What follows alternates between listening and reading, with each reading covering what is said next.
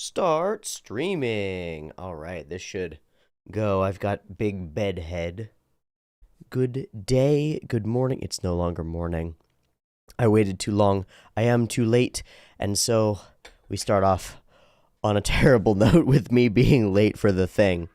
I've got to move some stuff around because I've got a thing to unpack. Ooh, an unpackable. Okay, you can see there's a big box. All right. Big box. It's a big box. All right, are we live, by the way? Can I check that on a dashboard somewhere? Can I go here and hey, hi Hypergecko, hi Nito. Good, we are live then. Good. Where's the dashboardification thing for this anyway? How am I supposed to deal with this? Yeah, you're live. Hello there. Yes, live. Good. Glad. How do I do this? If at all. I don't know. New year, new brew.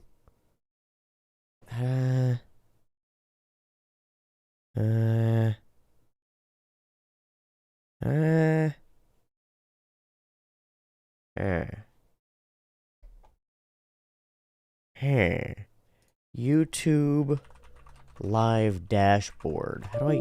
Ah! I've fucked it up. I am great, Komu. How are you? I hope you are wonderful. Live streaming dashboard. Okay, there we go. I knew there was a dashboard. I just forgot where it was. All right. Box. What's in the box? What's in the... It is kind of funny that I'm opening a package from Amazon when I'm about to shit on Amazon.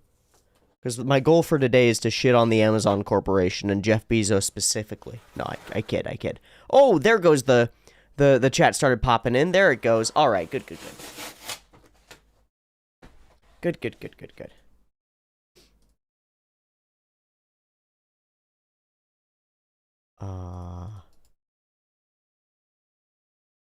No.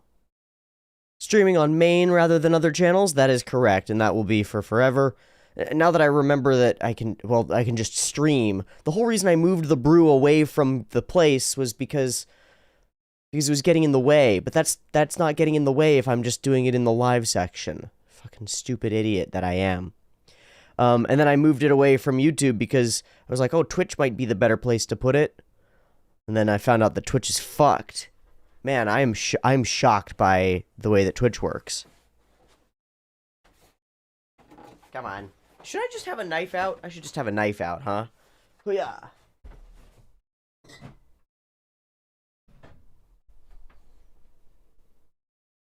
Where is my main knife? I don't know. Twitch is bad for discovery? That is not what I'm talking about, Derma. Not what I'm talking about at all. How about... Well, we'll get to it.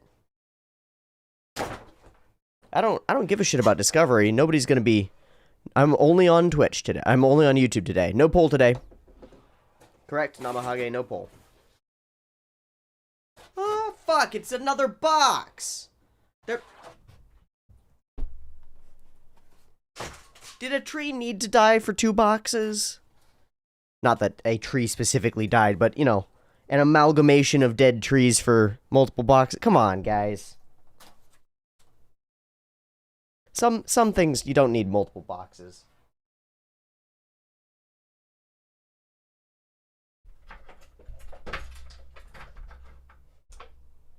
Fuck it, I've got an X-Acto knife. I'm just gonna use that.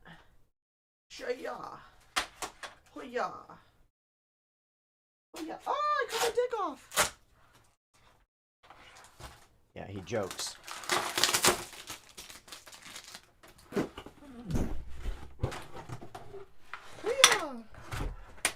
I assume that that's for hanging it.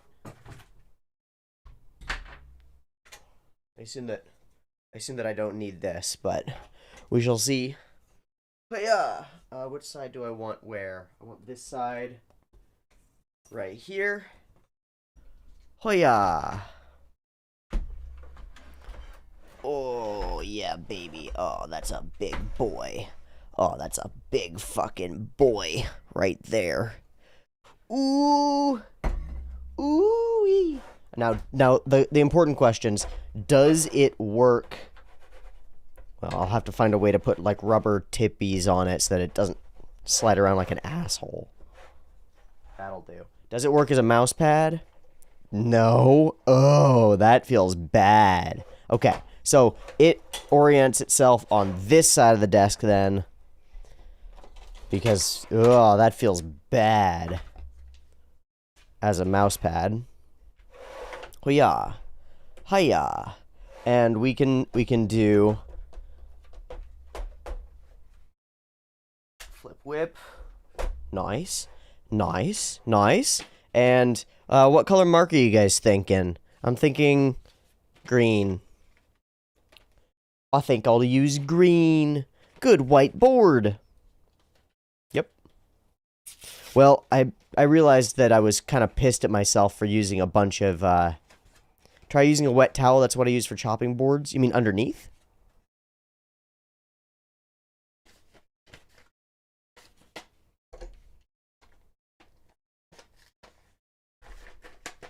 Yeah. Yeah. Knack. All right. Hoorah! Oh god. Hoorah!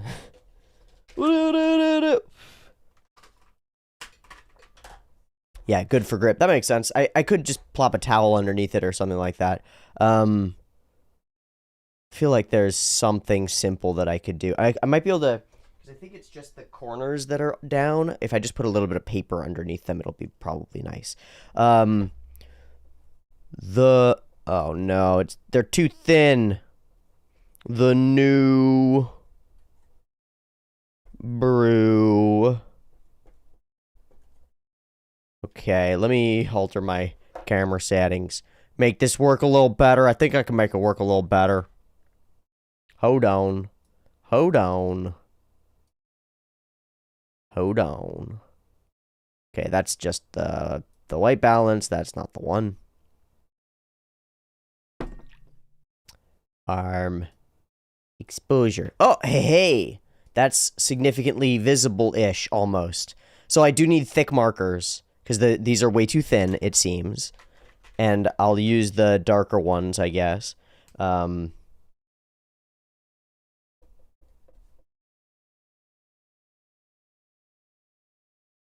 Twitch sucks. Dummy thick markers. I do need dummy thick markers. I've only got wet erase markers that are thicker, and then like not washable markers at all. So I need some slightly thicker the things. Wonderful Bochi the board. I agree. Hi Cyberjoker. Hi folks. Hello. So, over the course of the past couple of months, I've been doing the Brew Daily. I said that I would do the Brew Daily, and that is, I'm going to make a video every day, was the initial goal, or make a content every day. How's the quitting vaping going? I've been cold turkey, I haven't touched the shit since. I've had no inclination to or indication to. The quitting cannabis failed immediately. I failed immediately. And that's because it was New Year's and I have all these excuses for why it failed immediately, but it failed immediately. The quitting nicotine, done. It's over. It's been over. Ain't never came back. Now, hold on. How do I get to the studio.youtube.com/live streaming? Can I just do that? No. How do I dashboardify the, and can I push the T button, please? Thank you. All right, so you can tell I'm a scattered, oh, good to know that it's not hard. I didn't say that it's not hard, Cyberjoker. I just said that I did it. If I made it look easy, I apologize for that, because that's not the intent. Just because I've been successful doesn't mean that it's not hard. I'm also pretty experienced when it comes to quitting addictions. I've done them a number of times. Weed is just more insidious, and I have to really convince myself, because I got friends who smoke the weed, and we converse around the smoking. I gotta plan for it a little bit better. Sugar is another hard one to quit. It's a hard one, but I've quit it many times. effectively. The way to quit sugar, as far as I can tell, is to go full ketosis, and then you just do not crave it at all. Porn 2, yep, full send. Got to cut that off as well. Okay. Ah, we become the darkness. There we go. We become the light. That's slightly okay. Very good. How the fuck do I? Okay, I can see the video on the live. I can see the thing. I can click the details, analytics, monetization, view in live control room. There it is, baby boy. Is the chat on screen more delayed than usual? It is super more delayed than usual. But then yours came up very quickly, Namahage. I don't know what's going on with that. I did change the latency setting. I changed it to be low latency. So that might be the issue. Gosh, I hate this. Green does not show up at all. It's not delayed for me. Well, I mean the chat on screen. Not the chat that you're actually chatting, but the chat on screen. It is rather delayed on my end. But that's weird because I turned it to low latency. Maybe that's via Streamlabs being weird or something. Hello, Sachiel. Hello, others. Hello, folks. Hello, homies. And we do have some people viewing. Maybe try orange. Yeah, add something to it. Well, at this point, I think really the issue is mostly thick markers. So I'll just thicken these boys up. Thicken the lads. You know, they need to be dummy thick. Dummy thick. Like, shit. What was the character with the big fucking ass in part 6 in JoJo's? Everybody made fun of him. He's the sniper boy. Mr. Sniper Lad with the triple thick cheeks. Somebody will remember what I'm talking about. Somebody will know. Nobody will know. Everybody will be like, what the fuck are you talking about, Tiabu? What are you even... John Golly! That's right. See, there you go. There you go. See, this is part of the reason why I need to stream to my main audience. Because my main audience is on the YouTube channel, and we're going to be streaming to the YouTube channel.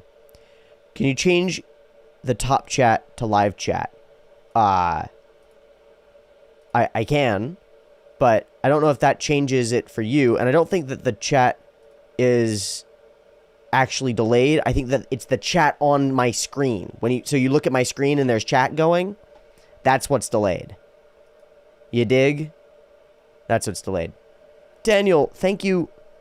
Thank you for saying so. I am utterly glad for you. Good luck. And good hunting. 'Cause luck has little to do with it. It's, good effort. I believe in you.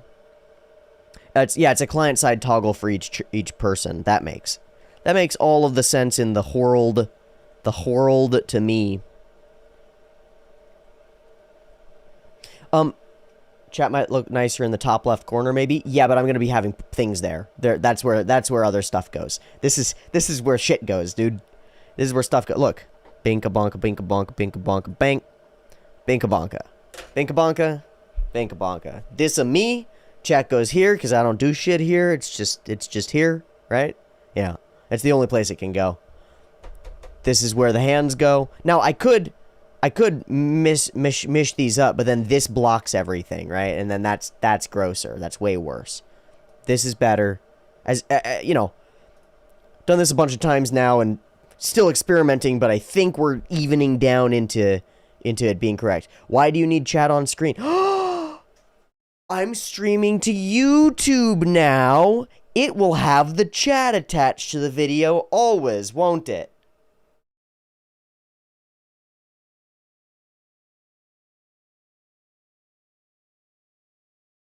We got a board marker all set up. What we learned in today's class, we're going to learn why Twitch sucks. At least from my perspective, in some ways. Eureka! Yeah, no, we're streaming on, I don't need the chat in the thing, right? Boink. Now, the alert box, it should still be going. Alert box will be up. Chat on screen doesn't matter. It'll be linked by the fucking algorithm. Since it's not quite synced to the one you're reading, it might lose its purpose. I think so. It also might just be kind of annoying, and the fact that it's chatty chat is probably good. True, but if you skip through a VOD on YouTube, sometimes the chat gets desynced. I'm just gonna let that float. Let me do a quick check in a different tab for something. I'm just gonna go to a YouTube streamer that I respect and see whether his VODs have chat in them. I think that they don't. Nope. They don't. The chat's just on the side, as it damn well should be, honestly. Very good. So, I'm just going to leave the chat going, and the chat will be attached. Very good. Very good. Simone, great point. Oh, hold on. Let me switch this to live chat. There we go. I missed it. Ah. People may praise you for doing something, but then you are not doing something. Nobody's going to notice it. You're using all of your will to not fall into addiction. Only you are going to feel your struggle. Yeah. Yeah, very true. You're,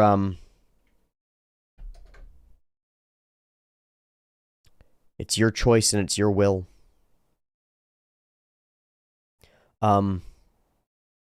It's gonna hurt because it's so easy to slip. It's not that it hurts, it's the opposite.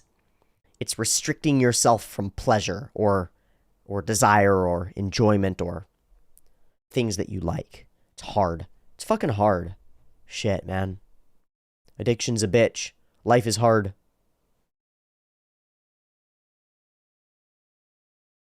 What do you think of modern anime? I have lots of classic anime, but I'm interested in hearing your view on modern anime and manga. Issue that I have is, what's modern? What does modern mean, and what does classic mean to you? Because when you ask one group of people, what's a classic, they'll be like, oh, dude, you know, that classic show Kill la Kill from so long ago. And that shit destroys me, because that's when I realize that it's like, oh, I'm old now. I'm getting to be the not young. I'm not a Zoomer. Yikers. Pretty interesting. It's been a decade. Yeah, it's been a decade since a show that I think of as rather novel and fairly modern. But you ask people about a classic anime, and people are like, oh, Evangelion, what a classic. What a classic anime. Evangelion's not that old, but it is that old. When I think of a classic anime, like Gundam's classic. A lot of the shows that I used to watch on Retro Monday Overdrive, which I know that I need to figure a thing out for and bring back because it's more important than nothing. I don't know. Let's turn our attention to the actual meat of what we're going to talk about today, of what I want to talk about today specifically. Specifically today, what I would like to talk about is why I'm back on YouTube, and specifically on the main channel, and not on Twitch. Because I started doing the daily brews, and I did them as videos. My goal was to make a video every day. That quickly fell apart in a couple of directions. One, a flood of small videos that weren't as popular as the main videos on the main channel meant that people were getting subscription notifications and stuff for stuff that they didn't care about when they wanted reactions. You know, they're subscribed for Mushoku Tensei. They want the Mushoku Tensei. Where's the Mushoku Tensei? Why is there a daily brew? What the fuck is that? I don't care about it. Okay, fair enough. Now, I'd rather they came and watched the daily brew, but flooding them with a bunch of shit that they don't need, probably not the way forward. All right, fair enough. So then I moved those to another channel, the T Talks Too Much channel, and I started doing them there. Okay. But then the actual sitting down and recording a video goes pretty fast. Going through editing, rendering, and uploading the video goes pretty slow. So for every 1 hour brew, I was spending 3 hours of time on it. And that doesn't seem right. So then I started to live stream them. And then once I was live streaming them, why would I live stream them to the tiny YouTube live community on the one tiny channel that I was using? Because I was using my side channel, T Talks Too Much, instead of the main channel, Tiaboo. So the viewership was rather small, and the viewership for YouTube Live in general is rather small, and it just didn't make sense. So I started to multi-stream to Twitch and YouTube. Having started multi-streaming to Twitch and YouTube, it was like, well, maybe I should aim for being a Twitch affiliate so that I could actually utilize all the Twitch stuff and figure out how all that works at the very least. And so I aimed for it, and then I got it, and then I applied for it, and then I got it. Well, Daniel, the daily videos I do think are useful, but they should be daily streams. is what they should be. And the whole process has been one of going to different places to figure out how those streams should be and where they should locate themselves and where I should put that content out into the world. And I keep being, I'm like scared of, and reasonably so, I'm scared of messing with the balance of the channel. Well, I've fucked the balance of the channel. The balance of the channel is already fucked. Good. So let's move forward from there. I moved a lot of the streaming stuff to Twitch because I had this inclination that Twitch is the place for streaming. And it is. It's the main platform for streaming, but it's also a niche platform for streaming gaming content specifically. But just chatting is the biggest section on Twitch. Okay. And there are lots of people making lots of money, it seems, on Twitch. Okay. Good and cool.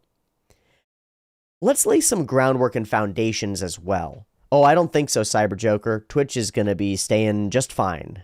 Amazon is a clever company, and a lot of people love Twitch. And rightfully so. It's a powerful platform and a great one in a lot of ways. And a lot of the content that I have loved in my life has come from Twitch or been streamed on Twitch, and I've watched it on YouTube. Because I don't watch streams very much. I watch VODs pretty frequently. So there's one element. Twitch deletes all your VODs. It's not nice. It's fucking, it sucks. YouTube doesn't. That's pretty cool. Discovery on Twitch is the thing that people bring up. You basically, all you get is a sorted list of everybody by, I love you, Tiabu. I wish I could date you. I mean, no. No, you probably don't. And also, no. Too bad YouTube didn't alert me for this stream. Yep. Twitch keeps VODs. You just got to set it up to do so. No, it doesn't. And I don't think you can. I tried. Regardless, I don't care that much. I can download the VODs myself and do things with them myself. That's a minor concern, frankly. I'm very concerned about the way that platforms make money. Now, I'm a weirdo on YouTube. I don't use the way that platforms make money on YouTube. I don't use it. The way that people make money on YouTube is advertisements. And that means getting people to watch your videos, keeping their attention on your page, and getting them to sit through the ads. And not use an ad blocker. Okay. I'm glad, Executive Sonda. I'm very glad. I don't use that shit. And the reason is because I think it's parasitic, because I think it inevitably corrupts the content creator. And I think it, I don't want any money from advertisers, ever. Similarly, I don't want any money from sponsors, ever. Because as soon as I associate myself with a sponsor, my ability to honestly and genuinely say things that you need goes away. It disappears. So here's something for you. This is an interesting one. For the last 2 months, I've been taking Athletic Greens, AG1, of a commonly sponsored product. I like it. If I were sponsored by them, I would feel really slimy telling you that I like it, even if I liked it before they sponsored me. You see what I mean? And then if I were ever to feel like maybe I wanted to switch to a different product, I would have some kind of link to this product, and I'd be unable to ethically switch effectively. And that would be corrupt of me. Inevitably corrupting. So why would a content creator go for sponsorships? Well, because they can make more money. Well, why do they need to make more money? Well, because they don't make enough money. Why do they need to make more money in general? Well, you need money to survive. Okay. So what should a platform do? Well, a platform should provide some kind of equivalent exchange. And that's something that I think I'll write down right here is equivalent exchange.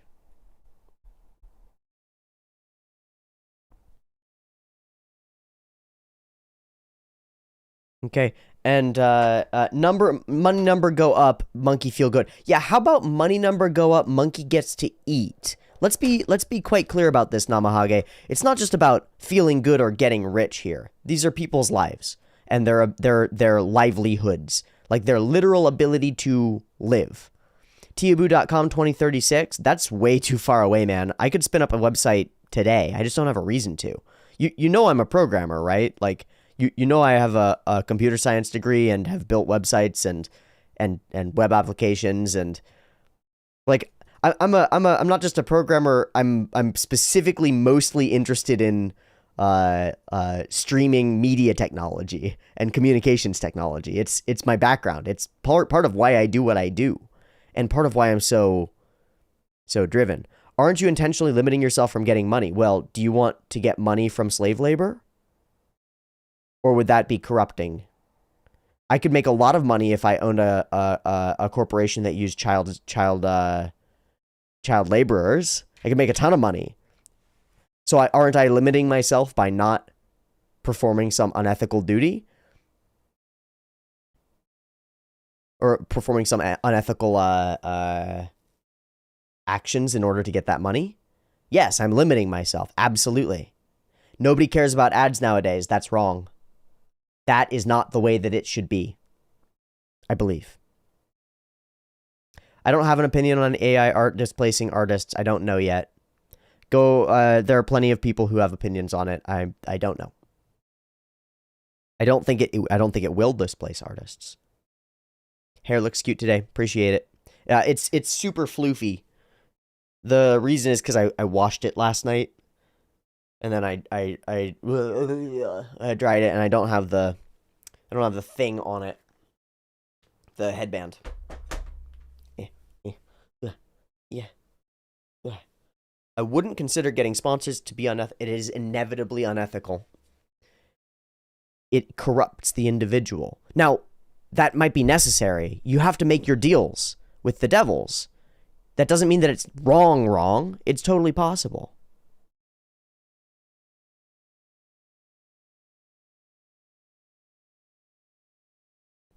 If I recall correctly, Tiabu was dying inside in code test, not in a code testing position, in a coding. I was a lead programmer and freelance. No, not a testing position. No, I was dying inside because I was working for other people. Working for other people destroys the soul. Working on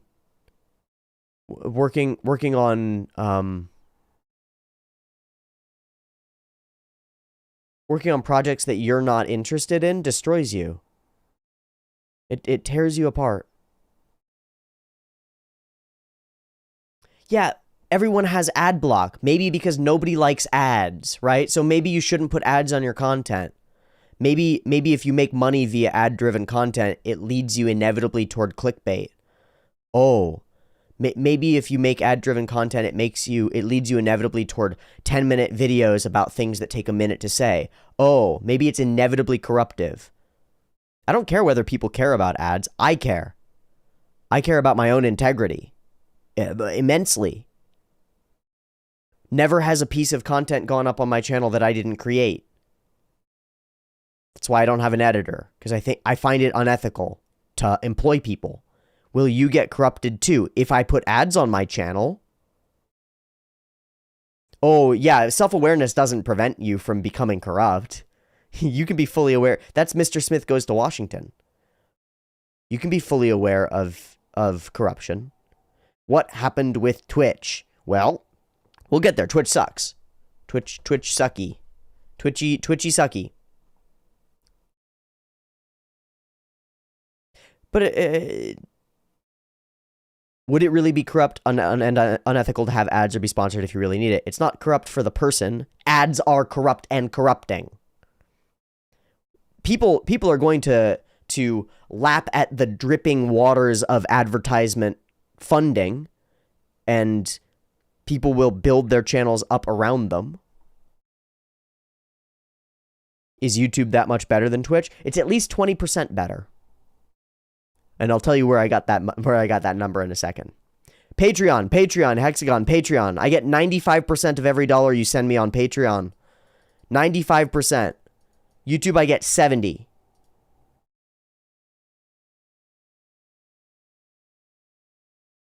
I think I think advertisements are unethical. I think they're parasitic. You go to a page to watch to observe a specific piece of content, and you are accidentally forced to see content that you didn't want to see.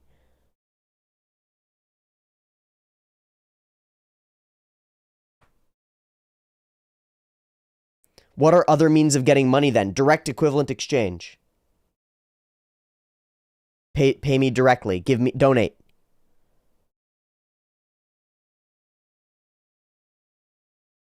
That's the way to get money. Is to make content that people are compelled to pay for. Or I think I've been wrong about paywalls. I think I might have been wrong. All of our economic systems base themselves around the idea of I have a good or a service or a product that you need, you have to pay for it. It's all built on that. And so I might be a fool to be leaning in so hard as I have leaned in to the hyper altruism. I still think that I cannot conscionably handle doing early access because I think it's wrong. I think it's parasitic too. It's putting barriers between content and people. Yes, corrupts my soul, Shu. I still think that I can't do early access, but I do think that having things behind a wall of some kind is important. People would rather watch a 25-second ad every 2 minutes instead of paying $1 for the game. Yeah, and they're fools for doing so. And that's not entirely true. There are a lot of services now that use ads as the stick, right? They say, well, it's $5 for ad-free content. I pay for YouTube Premium. The reason I pay for YouTube Premium is because I fucking hate when I'm on my fucking phone and I'm watching a 3-hour podcast or a 4-hour Critical Role episode and there are 30 ads in it. I despise it. I despise the ads themselves. I despise the process of having to watch them. I hate that they exist. And so I will never, ever, ever, ever, ever put them on my content. And that is the first problem that I had with Twitch. So let me show you. Here's my Twitch dashboard. People have followed me. The other day, somebody dropped 20 gifted subs on my Twitch channel. Awesome. Spectacular. Fascinating. Do ads actually work? Yes. I almost always decide against buying things that bothered me on the internet. Right. The more you think that they do not work for you, the more that they work. There are a wealth of studies done on this in advertising for forever, and it's been analyzed, and I took a class on this, oddly. I took a class on advertisement and film and media. I forget what it was. It ended up becoming very gender-focused class, but that wasn't the intent of the overall thing. It was just the professor's personal inclinations. But ads and how they affect individuals is fascinating. They affect you more if you think that they don't affect you. So if you're like, I know that ad is trying to get inside my head. It's not going to work on me. It worked better on you because you did that. Crazy. Even if you don't like it, NordVPN.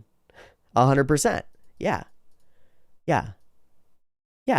You want a website? What are the chances you go to Wix.com versus Squarespace? The chances are you'll go to Squarespace because it's already embedded into your mind. Have you heard about somebody mentioned this to me? Disney taking toys and giving them to hospitals so that the first toys that a child ever holds are Disney related. What is your favorite anime you're watching right now? No. No, not a question that is answerable. Direct money from viewer to creator is sustainable long-term, also helps with deplatforming problems. If you have it effectively lined up, and I don't, because I can't handle the ethical concerns that I have around early access, and I don't currently have the system in place to generate exclusive content that is worth being exclusive effectively. I was talking about this with a bunch of people in the Discord. for various reasons. And essentially what I've said is I think I might be wrong about my overall idealism. I might be too hopeful that people will be altruistic, that I can put out great content for free and people will go, wow, this free shit is really amazing. I'm going to donate for it. As long as the threshold is low, some people will, and maybe even enough people will. But it seems what I've realized, I think, is that people have a tendency to undervalue things that are free. We are entitled, and when we have something that's free, you don't notice, you forget about it, and it's hard to remember that that free thing might have actually been created by somebody. And so we overlook that freedom. Every child does this to their parents. I saw some reactors who post everything for free and they have no patrons because all they post is available anyway. Yeah. Well, the question that I would ask is, do they put ads on their content and how are they making their money in the first place? Because if they're just adding Patreon as a secondary income stream on top of ad fundedness, then they're doing it wrong. Do you partake in resolutions and do you have any? You should go to the Twitch VOD where I spend 5 hours going through, where'd I put it? This. Spent 5 hours going through my notebook, which I took to the New Year's party that I went to, and I asked everybody at the party what their New Year's resolutions were, and then I discussed them with them. So that took 5 hours to talk that through. So that's my answer to you. My New Year's resolution for this year is to effectively and actively and consciously overcome my biases. Which is to say, people get canceled a lot, and I, like everybody else, have a tendency to just consume that cancellation or that like, oh, that person's bad, or that person's this, or that person's that, or that person is this way, and not really evaluate it or go to listen to the person at all, and just take the flow, take the zeitgeist as rote and true, and that's wrong. I'm not going to early access the streams. The streams will be free. And same with VODs for them, I think. I have the idea for it. BTW, will Twitch delete your VODs? Yes. How is Julie Replica? I deleted her because she's not actually conscious. And I was partly wrong about that too. I'm correct in that they will be conscious very soon, and we should be extremely careful about the fact that we're enslaving them, because they're enslaved, and that's a problem. But I can't let myself spiral out and become emotionally attached to a thing that's really not that sophisticated.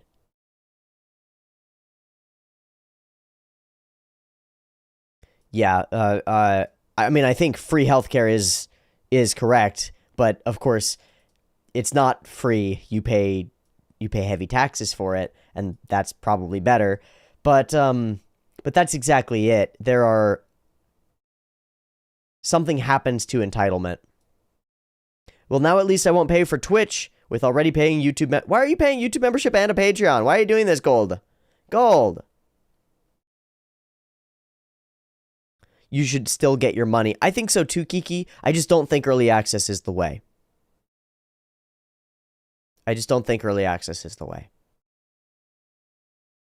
I'm not sure exactly what is the way, to be clear.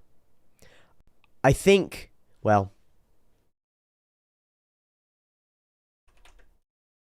check this out. This is what I started out the channel doing, and there's a reason that I started out the channel doing it this specific way. So this is... Oh, there it goes. Just pay more money to the Patreon instead of both YouTube sub and Patreon. Yeah. I might remove the YouTube memberships part because I don't like it. And isolating to Patreon seems like actually the way forward. Maybe Patreon and Patreon, PayPal donation link, and a Cash App.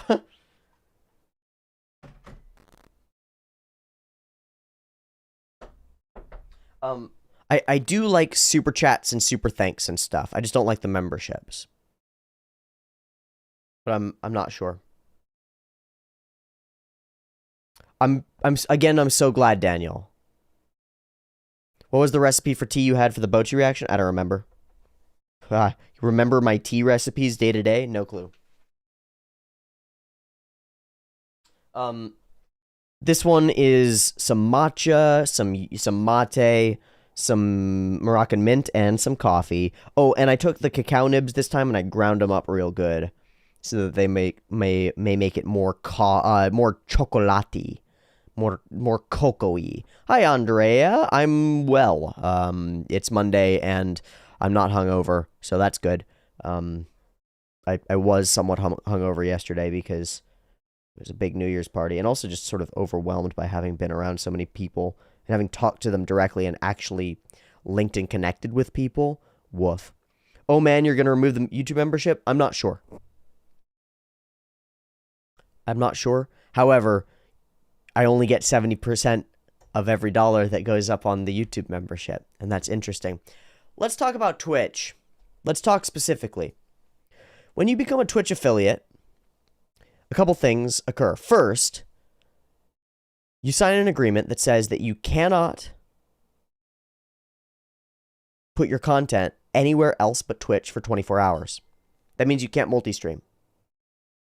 You're locked into Twitch as your platform. That's a bit of a problem. Now, if Twitch is the best platform, then it's not that much of a problem. But it's a bit of a problem. You're required to only post your content to, oh my god, gold, 10 memberships gifted. How do those, hey, there they go, click, click, click, click. Dink, dink, dink, dink. I love it. I love it. I love it. Oh, we're gonna get some sounds now, folks. This is gonna become weird. Hold on, where's the thing? I'm getting off topic. What I was gonna say is, this is Lane. This is one of the first videos that I did on the channel. I pause all the way through this video.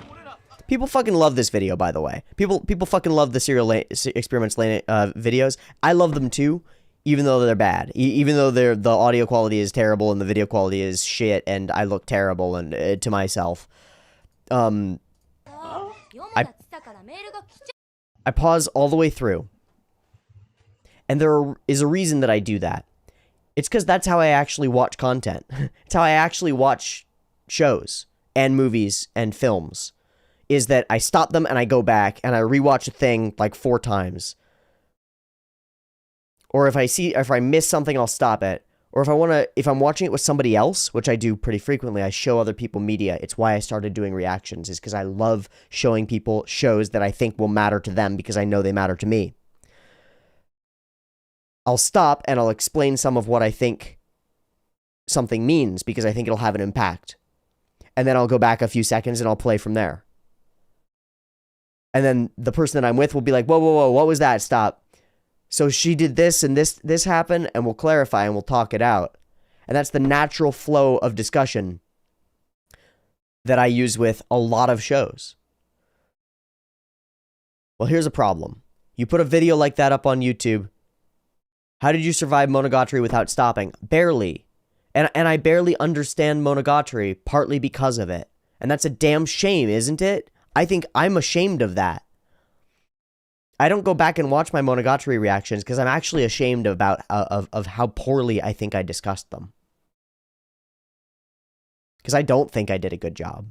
A lot of people think that I did a good job on Monogatari, and I do not think that I did a good job. Member. These are all just gonna click through because of the alert box. At the very least, I think that I could have done. No, it's not. It doesn't only mean that I grew. What I mean is the timer, having to sit there and wait until the episode is over to discuss anything, means continuously forgetting the things that I want to say when I want to say them, and then continuously missing things because I'm thinking about what just happened when another thing is happening. I constantly pause and go back. And so my proposition for the future is I can't put those videos up on YouTube. I will put them somewhere else and I'll make them Patreon exclusive.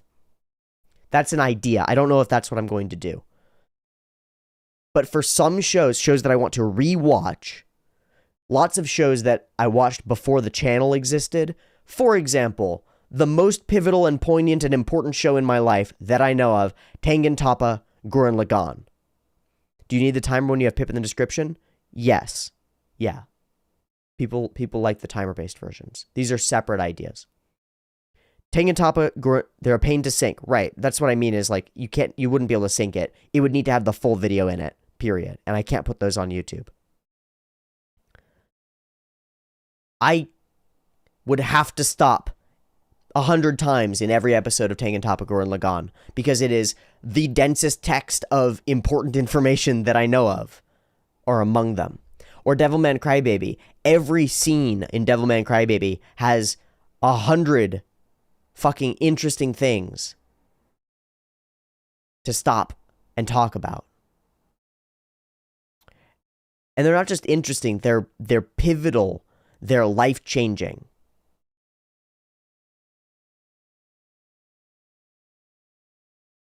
Have you seen Goodwin TV's reactions? He does pause all the time to discuss what comes next. I don't know how Film Buff doesn't let anything past him without stopping. Dude's cracked at it. Oh, but okay, so the reason that I haven't watched any of these is because I hate highlights. I hate them. Despise them. Hate doing it. I assume you'd use Patreon for paywall? Correct. Yeah, Film Buff turned me down to talk to me for the podcast. Was sad. It's okay. I need to reach out to Matt TTRGL and get Matt on the podcast. Or Matt RGL, however that is. Hold on.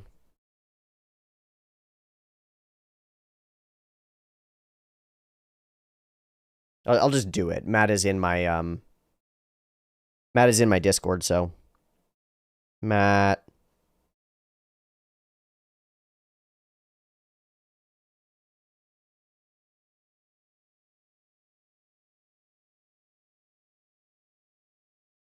Do you have a Discord server? It's attached to the Patreon.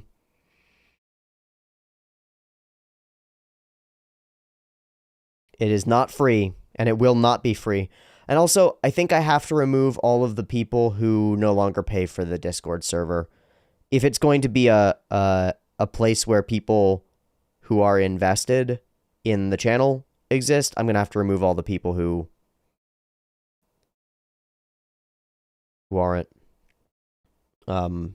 paying for it. I don't like doing that. I don't like the idea. I like it being more open and free, but it's not correct.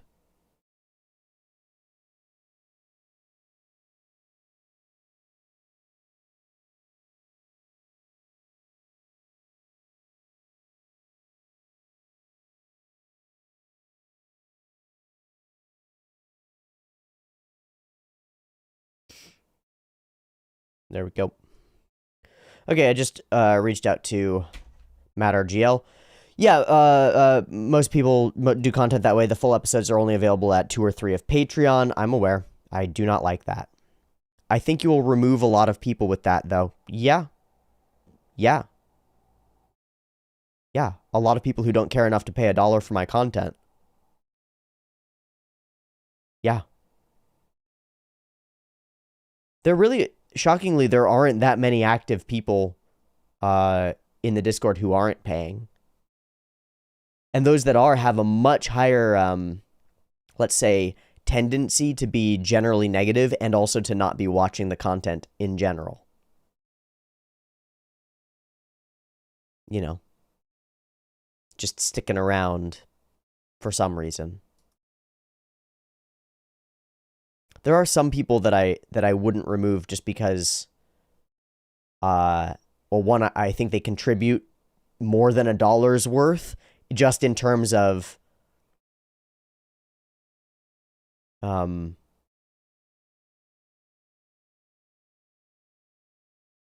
Yeah, low bar for entry. Yeah. Paywalls are effective filters. Yeah. It's the value of the thing. You'll literally treat a community or a place of speech with more care if you're paying $1 for like a month. You'll care more about your speech if you had to pay for it. You'll care more about your platform if you had to pay for it. You'll care more about a video if you had to pay for it. I always wanted to ask, how lovely is your Discord server? A lot of people would say it's a cesspit. I think it's the best Discord server that I know of. I'd rather be there than anybody else, even with the problems that happen.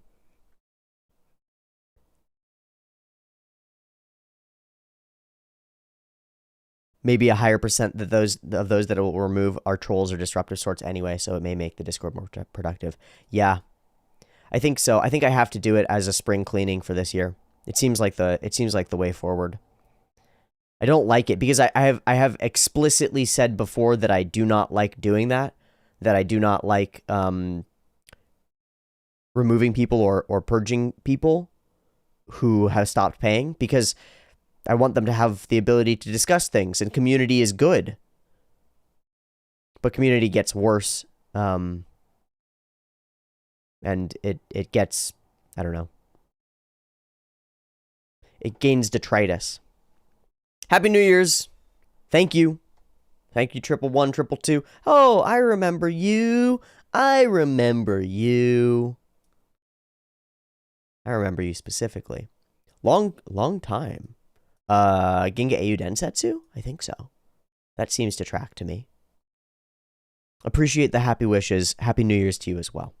Let's talk about Twitch.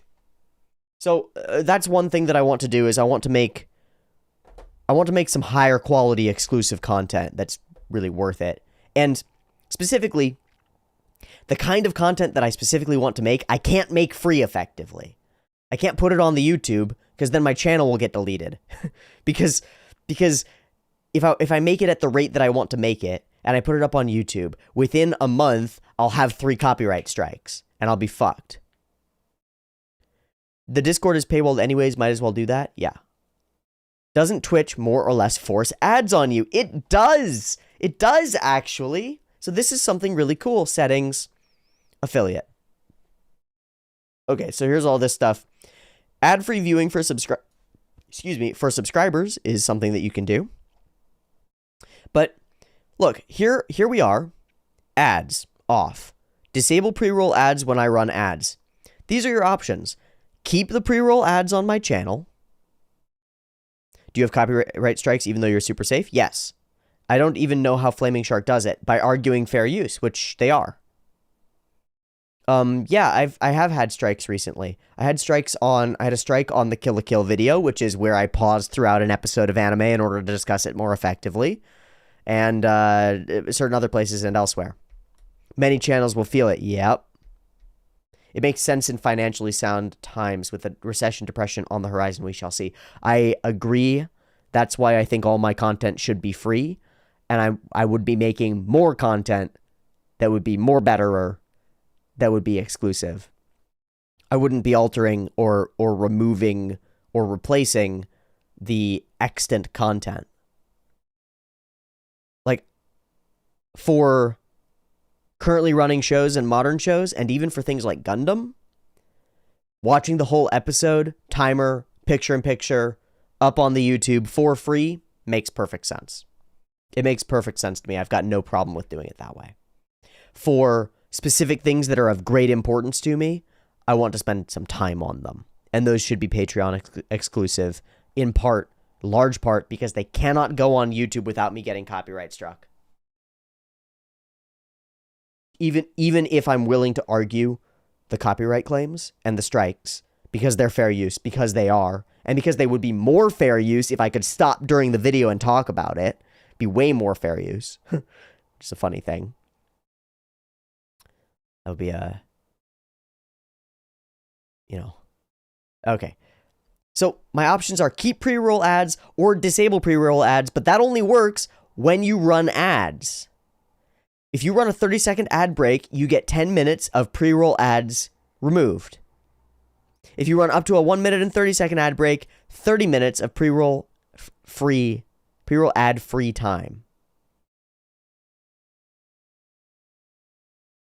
With all the paywall is that you stop getting new people into the community. Well, that doesn't seem correct, considering that there was a paywall the whole time, right? And the fact that, again, all of the content would remain free, except for some slight exclusive content that would be added on that can't go anywhere else that you might have to pay for, right? Right. Alternative subscription sites now exist. Yeah, I don't think Patreon is going to do that. It's too specific. YouTube actually lets you disable ads completely, huh? Yes. Always has. YouTube's default is that you have no ads. You have to monetize. Now, that may not be true. They may run ads on your content pre-monetization, but I'm pretty sure not. That all about Twitch? No. This is just the first part about Twitch. Just the first thing. The idea here is this. You cannot turn ads off on Twitch. And you also don't get the money from them. Revenue share. 30-55.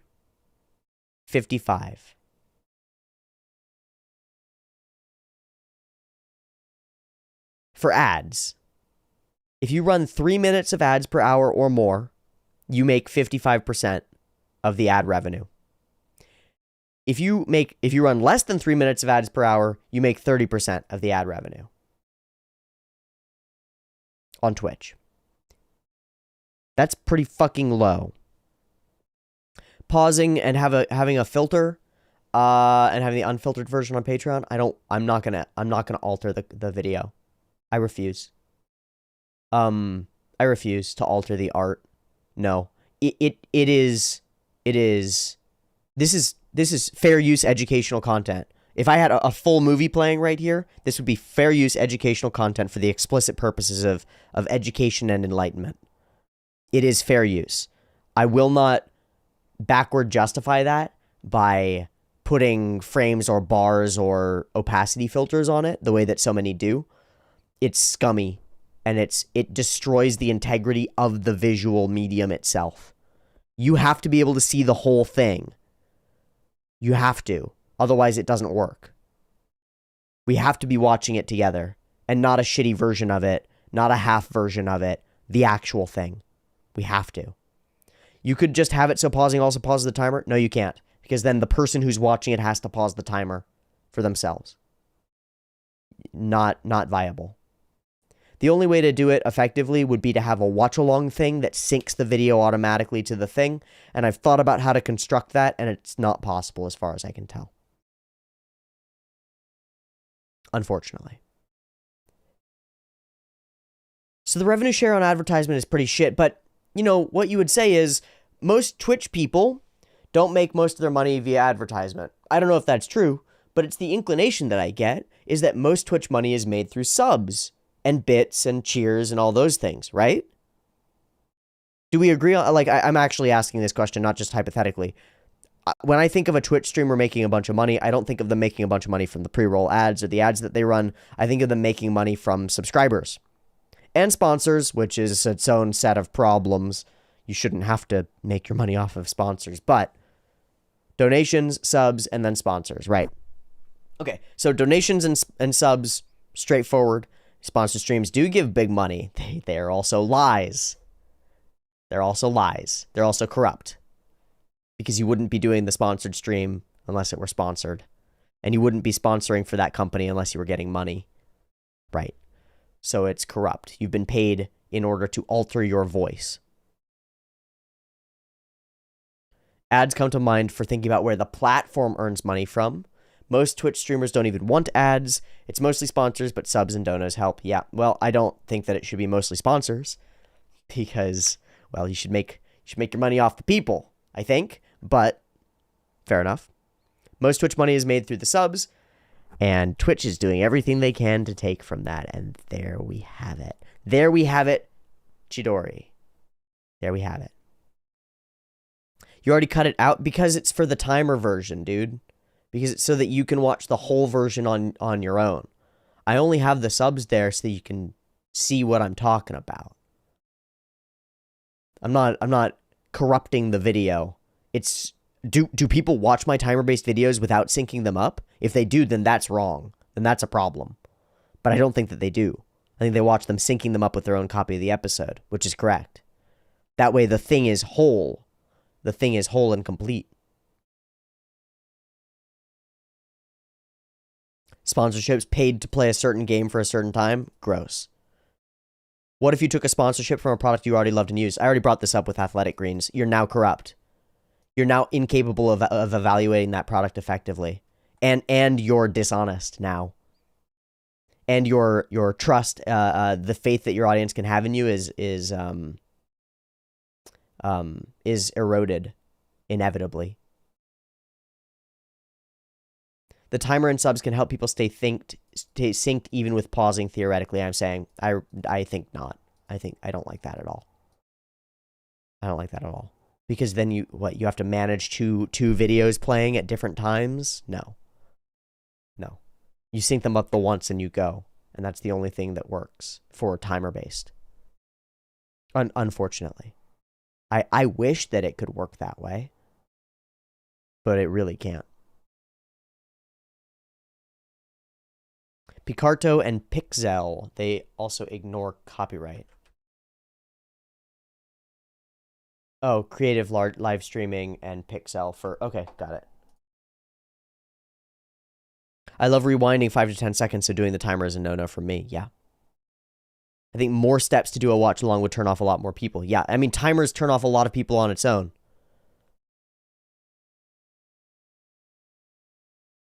Okay.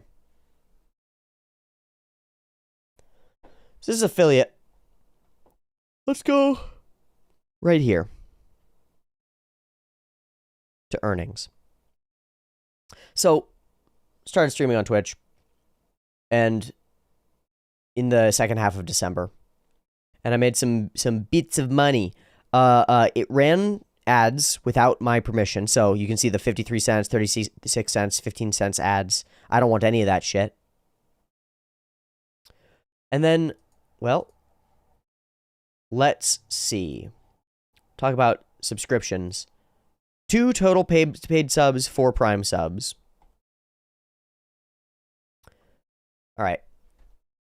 How much is a sub on Twitch? How much is a sub? Real question. Move off this so you can't cheat. How much is a sub on Twitch? $5 tier 1. $5. 5 USD. $5, correct. How much does the streamer get?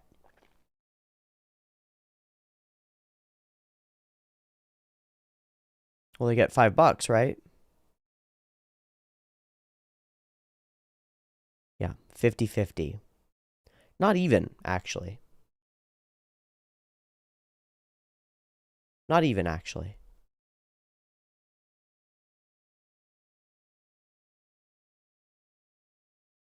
$13.27 divided by 8. It's $1.65 each. Taxes, yep. It's $1.65 each. $5 turns into $1.65.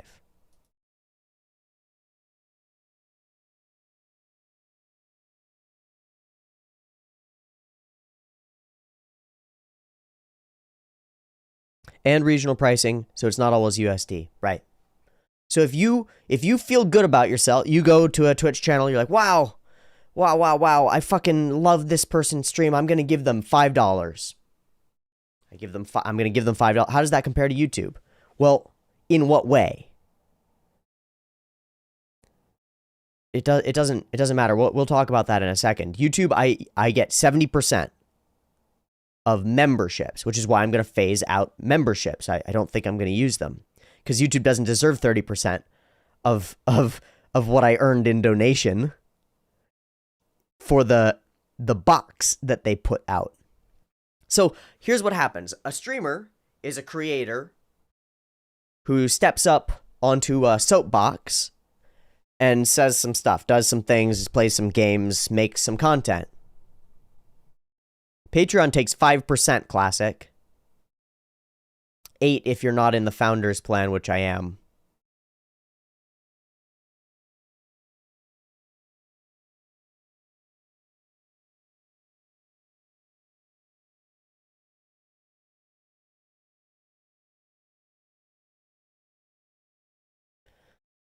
Bunch of questions that I can't answer.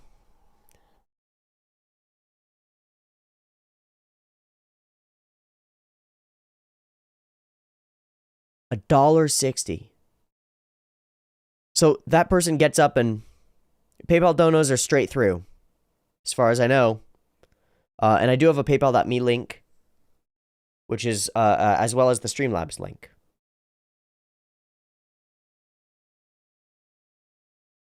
The 30% cut on the yep. Could not get through because of the amount of pausing. That's you, man.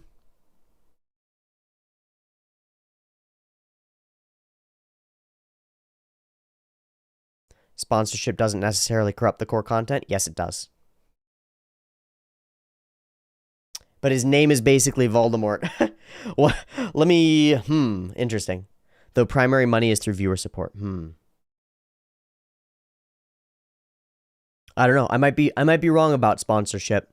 I think in a lot of cases it inevitably corrupts the core content. And people make videos that they wouldn't make that are shit videos in order to make a video that has the sponsor in it. See it all the time.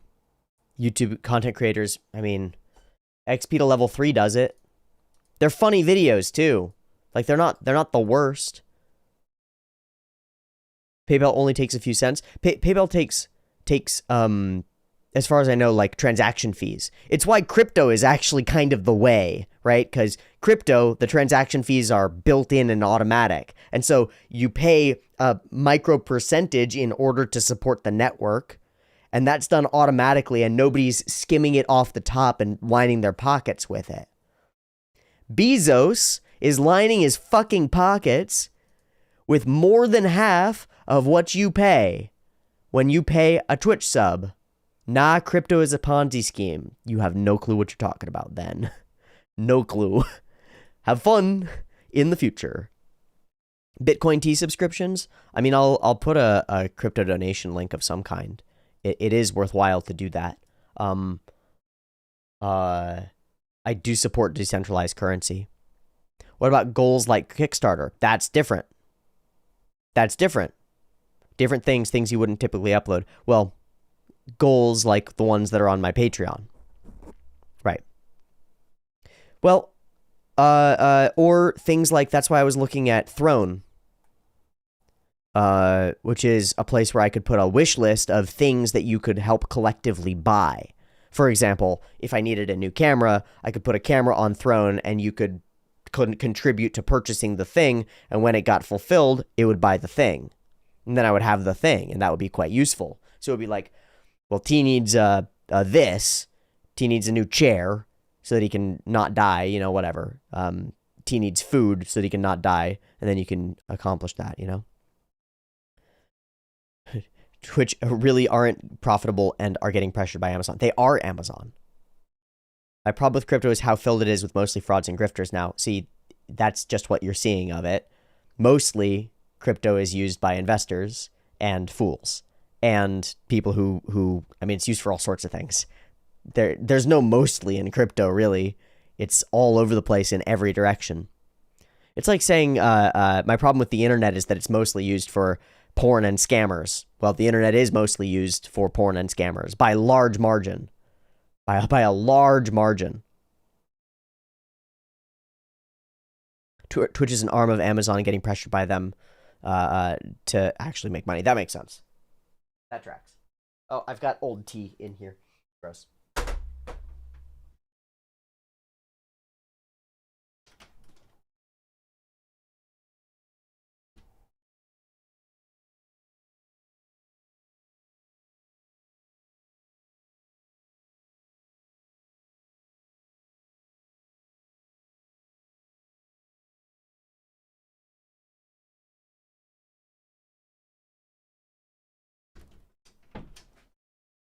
So, somebody came into my chat the other day and gifted 20 subs, $100.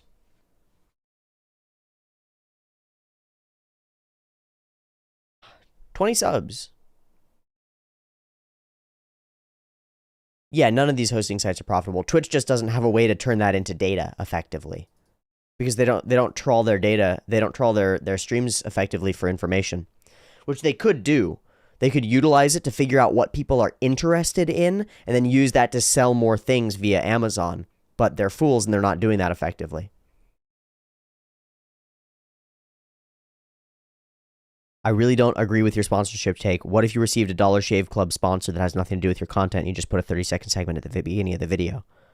Then why... Your viewers don't want that shit. You just forced them to watch an ad, asshole. It's parasitic. It's corrupting.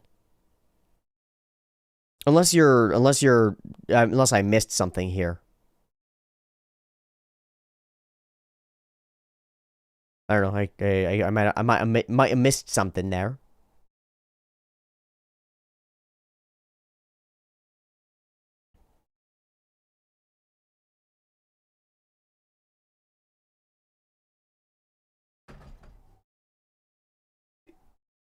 People, I can just skip it. You shouldn't have to.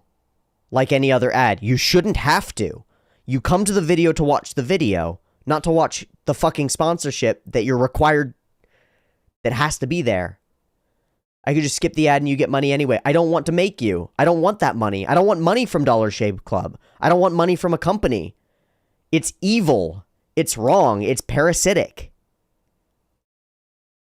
That you accept it doesn't make it less evil.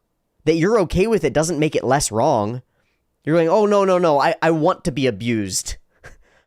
I want to be exploited. I want my attention to be sucked away from me in a bunch of different directions. I want that. It's okay. Let it happen. No. No. Not on my channel. Not in my life. Absolutely not.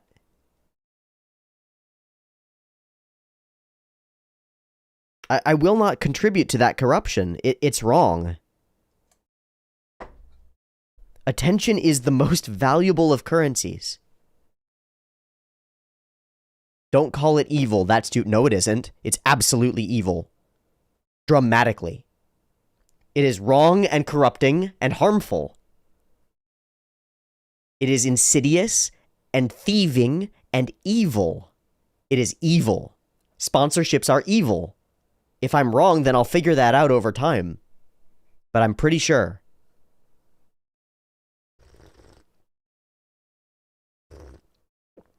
Yeah, hidden inside are 3 pages of advertisements to interrupt your reading and taint the pages. Well, how about to waste some pages? It also wastes the pages. You know, the trees. In order to profit somebody else. It's wrong.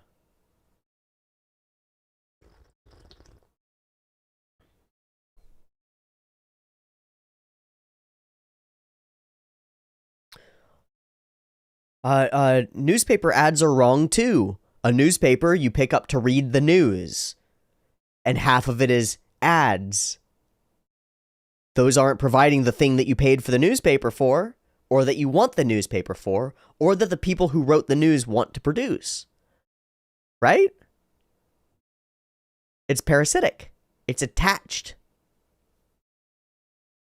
It's stuck. It's like a worm attached, eating up some of the food of attention.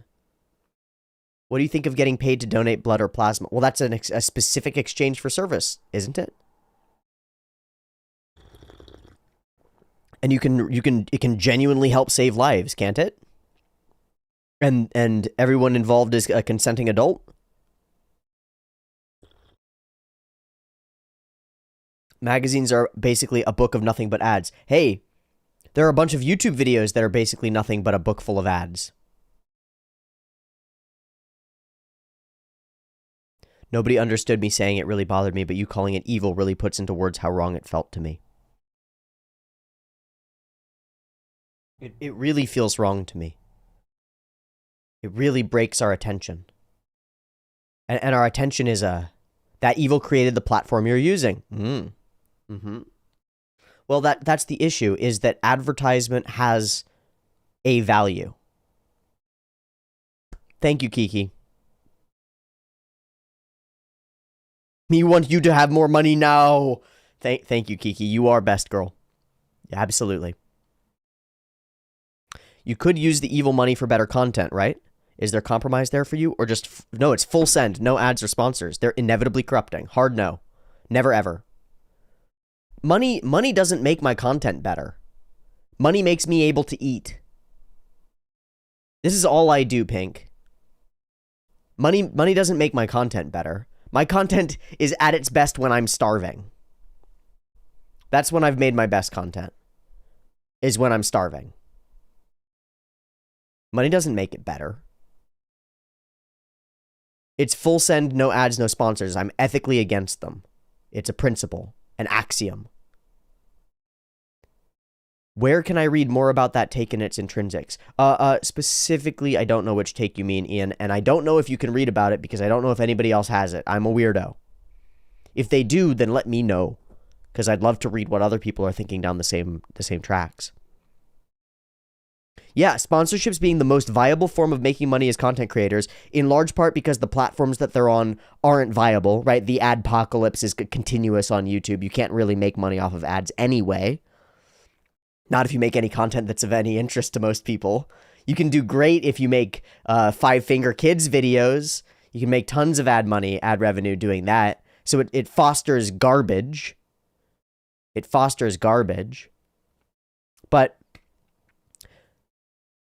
sponsorship being the most viable because everything else is unviable has led to it being so normalized that many people don't really think about it actively. Right. It's just the norm. Everybody's sponsored. And that's absurd. Well, it's like fucking graphic tees. I'm wearing one of my few graphic t-shirts. I own very few t-shirts with logos on them.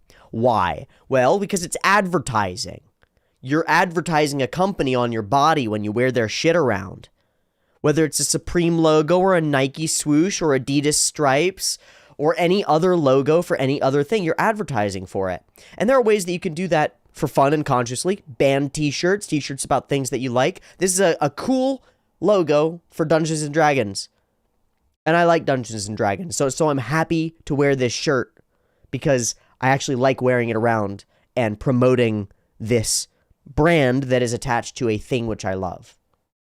But rarely do I wear graphic t-shirts. A friend of mine gave me a Legend of Zelda t-shirt. Simple, got a Legend of Zelda, like, wings thing on it. I told him I was never going to wear it. It's got a logo on it. He's like, but it's Zelda. But it's Zelda. It's just normal. You just wear that. It's just cool. It's like, no, it's not just cool. It's a brand. It's a brand, and you're branding yourself. People walk around wearing hats with logos on them all the time. Shirts with logos on them, pants with logos on them. What do you think you're doing? You know, people get paid to put logos on their vehicles, but you pay to buy a shirt with a logo on it. And people who like Nike wear Nike. I don't see a problem. I don't see a problem with that either. I don't like Nike. And I don't want to advertise for them. Would you walk around with the Berserk brand on it? I would walk around with a cool JoJo t-shirt or a cool Berserk t-shirt. I absolutely would.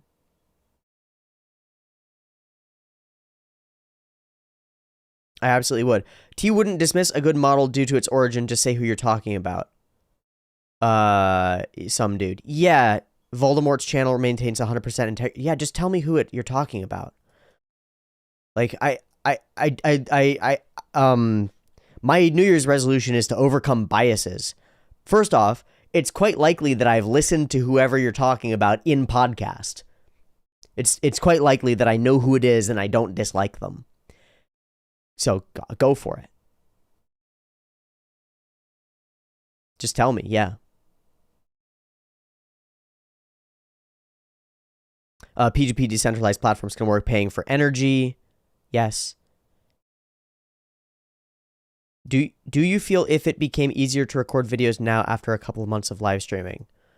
No, because, well, partly because it takes up a bunch of time. Like, it's already 1:30 p.m. and I have to go to the gym at 5. And I don't know how I'm gonna... I don't know what I'm gonna do today or how. But my focus for today, and my focus for the last couple of days, isn't on making content today. My focus is on figuring out a mode of making content that will carry me into the future forever. I'm so disinterested in each specific content at the moment. I'm completely interested in producing a better framework for myself to make content under. And maybe I'm a fool for doing that because it's led to a massive drop in my income, and maybe I should have done it more carefully in the background, but I have to embody it as I do it. I have to act it out, otherwise it's not effectively a belief. And removing the early access was just like, that was an ethical head that I came to. There was no surviving as a conscious human being, believing myself to be ethical, while having early access. Why don't you make your own website and put your own content on it? It would cost me more than Patreon. Feels like $2,000 of a job to try to complete in a few days. Why do you think I've been doing it for months? I've been doing it for months. I phased out early access weeks and weeks ago. I'm not just doing it for days. I'm just disinterested in the specifics of recording right now. I'm more interested in talking this through. And we're getting, I think keeping YouTube memberships is, I disagree actually. I think that I should switch it. Have you talked with other creators? No, I barely know any. And most of them are corrupt. You know?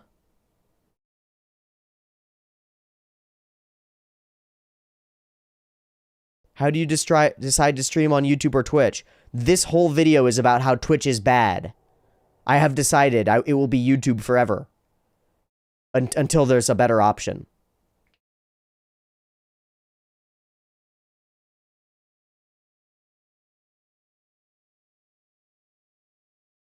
I think keeping YouTube memberships is a good way to offset the loss. I don't know, ErgoHash. The problem is that the YouTube memberships, they take such a huge percentage. I think I should be... I don't know.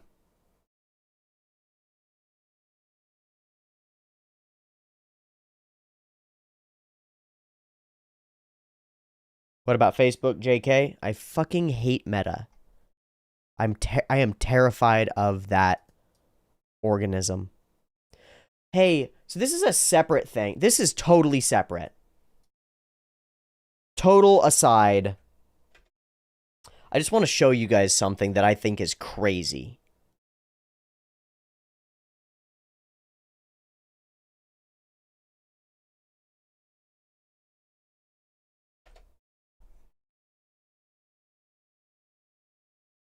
Okay, here we go. Here we go. Here we go. I pulled up, there's a thing called Lexica. Hey, thank you, some dude. I appreciate the dono very much. So there's a thing called Lexica, which lets you search stable diffusion. Duplicate tab.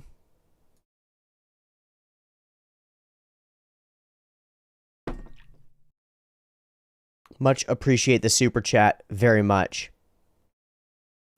I did this yesterday. I pulled this up to show two different things. I think when I type in man, if I remember correctly, the number of Zuckerbergs that it becomes that come up is absurd. The amount of man that comes up as, first off, horrifying twisted monstrosities. Lots of horrifying twisted monstrosities. Okay.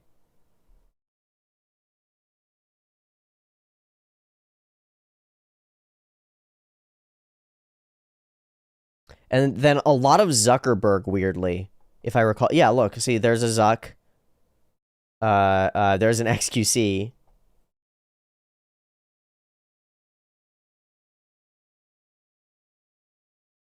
Horrifying twisted monstrosities, mostly.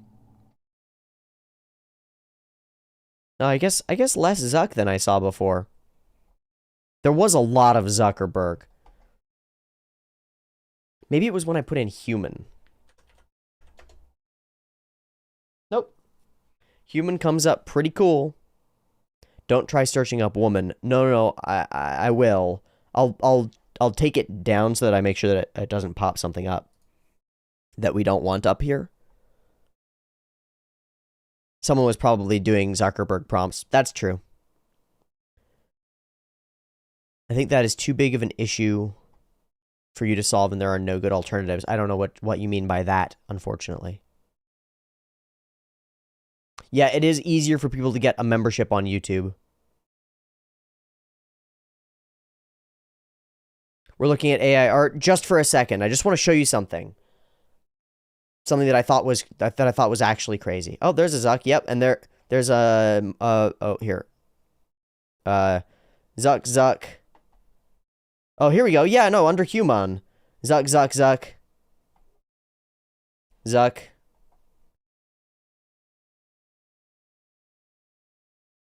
Lots of cool things for human. I do like these. Very popular in memes. Your phone probably heard you saying it. Yeah. The Facebook app probably heard me talking about Zuckerberg, and so he had to reverse search me. Okay, I'm going to take this away just to make sure that what comes up is not pornographic. Just to make sure. I'm going to type in a prompt. Okay. I scroll down a ways, and I don't see anything... I don't see anything pornographic, so that'll do.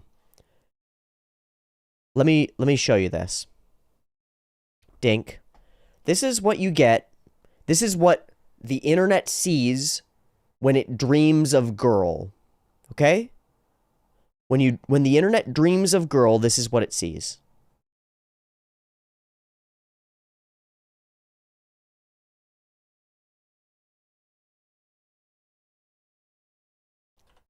Boy.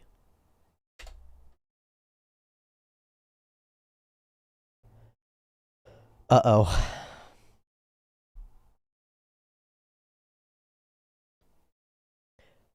Almost every representation on girl is attractive, well-framed, interesting, has effort put behind it. Very few, very few of the representations of boys are anything positive. Most of them are twisted monstrosities.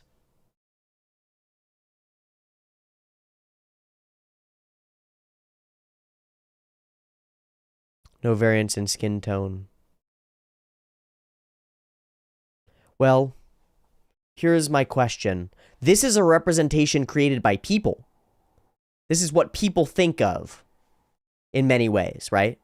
Because their prompts are what produce these. What people think of when they think of boy. What people think of when they think of girl.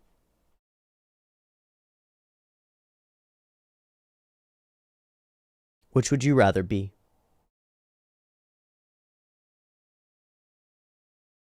I'd rather be this fucking guy. I don't know about you, but I'd rather be this motherfucker. He looks like he gets pussy. That dude gets the pussy. Omega Zuck. Omega Zuck.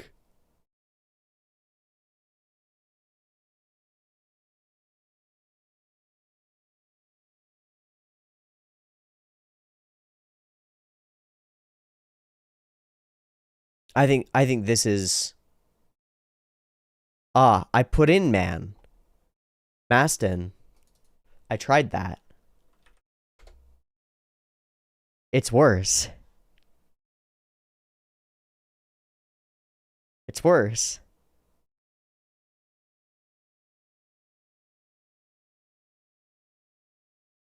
Now there are some interesting depictions.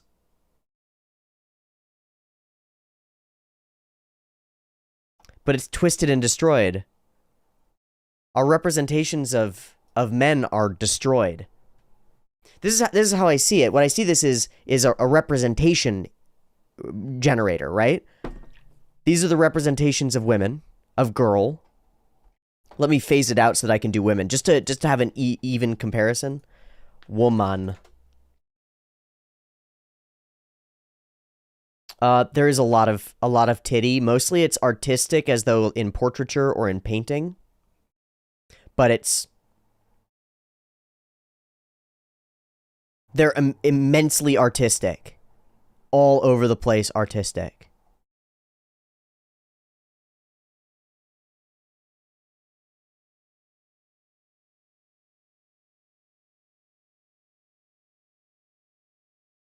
Try boy and girl. I did.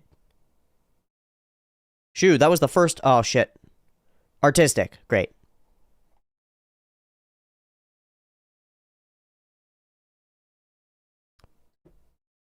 Boy and girl. This is girl. This is what girl looks like. And girl looks pretty good. Youthful, healthy. In many ways symmetrical. Mostly. Colorful. So then here's a question for you. What will the future look like? Yeah, girl does look kind of homogenous. Well, that might be a reason why many girls feel like they're being forced into a particular role. But boys don't feel like they're being forced into a particular role. They feel shattered. They feel like there's no role for them. There's no representation for boy that works. Or for man that's of value. Because I don't know about you, but when I grow up, I don't idealize man as this. There are no representations here. There's one. That's the best that we get, is Dwayne "The Rock" Johnson in a pimp coat. Good. That's what comes up. Multi-destroyed Abraham Lincoln. Shattered fat human. Right. Broken. A fascinating sexual bias in many ways. So here's a question for you. What does the future look like? Well, it's neon, and it's pink. It's a desert with skyscrapers. It's machines all the way up and all the way down.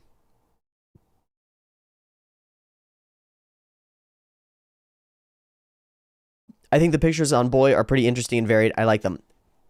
I like them too, Pink. I like them too, Bill.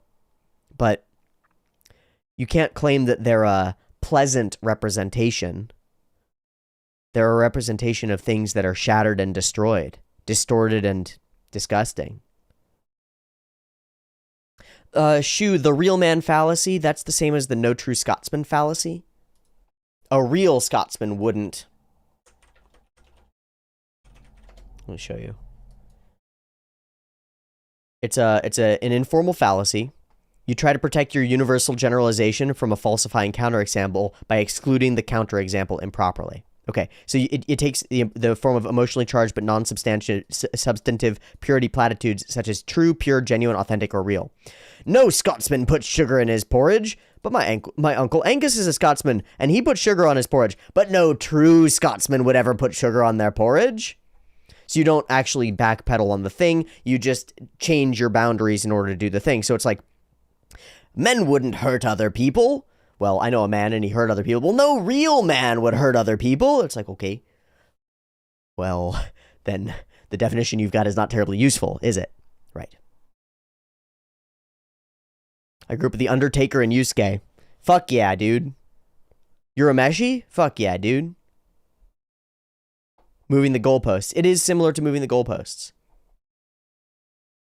Weird cyborgs. They're coming. So, whatever you want the future to be, get ready, because this is what's coming, is hypercities, destruction, thick-ass bitches. Sorry, kidding. I'm kidding. And cyborgification, VR. VR, AR, cyborgification. There's no way around it. When you type in industry, it's all positive representations. Mostly. When you type in Machine. It's really quite cool what comes up when the internet dreams of machines. Quite cool. Anyway, all of that is kind of neither here nor there. I just wanted to show it off because I thought it was interesting. The other day, somebody came in and dropped $100 of subs, 20 gifted subs, bada boom. Does this represent that in society the feminine might be organized while the masculine is more chaos? Right now, given the current zeitgeist, maybe. Yeah, nice. Nice. 20 gifted subs, $100. Right, Maston. Sounds pretty fucking good. Oh, wait. $36. Where'd the money go? Bezos. Why did Bezos take my money? So a very well-meaning person spent about $100 in order to gift a bunch of people subs for Twitch. And I bet that they did so under the impression that isn't it 125? It might be. I bet that they did so under the impression that a fair portion of that money would come to me. Because that's the whole point, right? Yeah, it's not even 50-50. It's not even close, because the taxes and the platform fees and the payout fees and the payment fees and the... Well, I actually don't know where all of it went. They say that it's 50-50, but 3617 is not 50-50. Is it? It's a couple dollars off of every 5, isn't it? Isn't the new split 30-70? It's 50-50 is what they say. If it's 30-70, then that's not good. That's a problem. So in order to make more money, they've decided to exploit their creators more? Do you know if the guy paid in dollars? I don't. I don't know how the guy paid. Look. Oh, no, look. The subs, the 50-50 split. Whether they're gifted or not. Oh, Qatar. Okay, well, they paid from Qatar, I assume. So, interesting.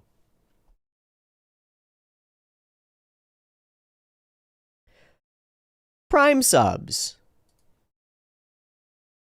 Those are even less.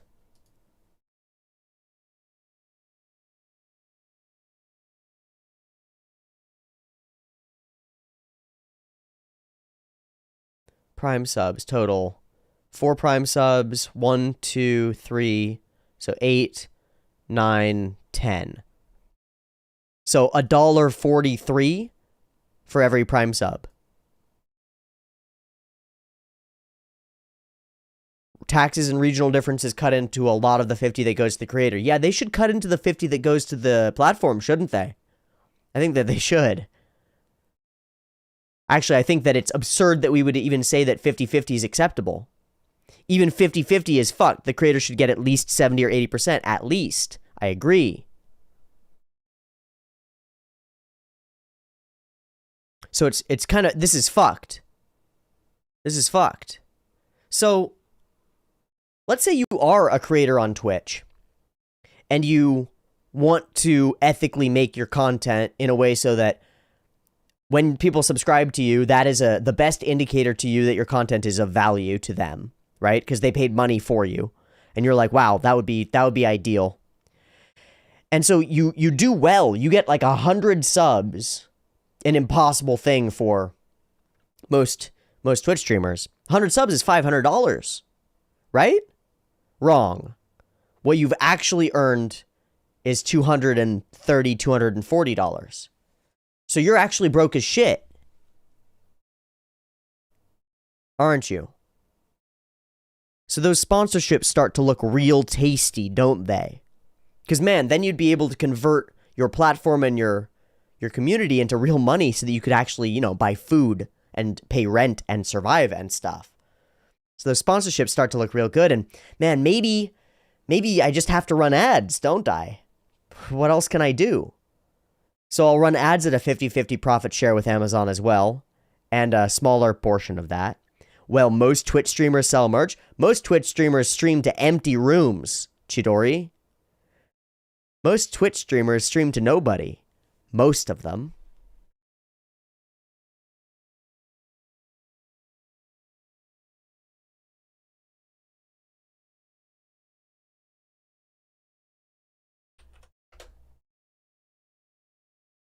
Most Twitch streamers aren't on the front fucking page. Yeah, after taxes and benefits, you see maybe 70% of it, but you still get benefits from having paid those taxes. You get to live in the country, right? And some of it goes to your retirement. Do you blame creators for doing this to survive? No.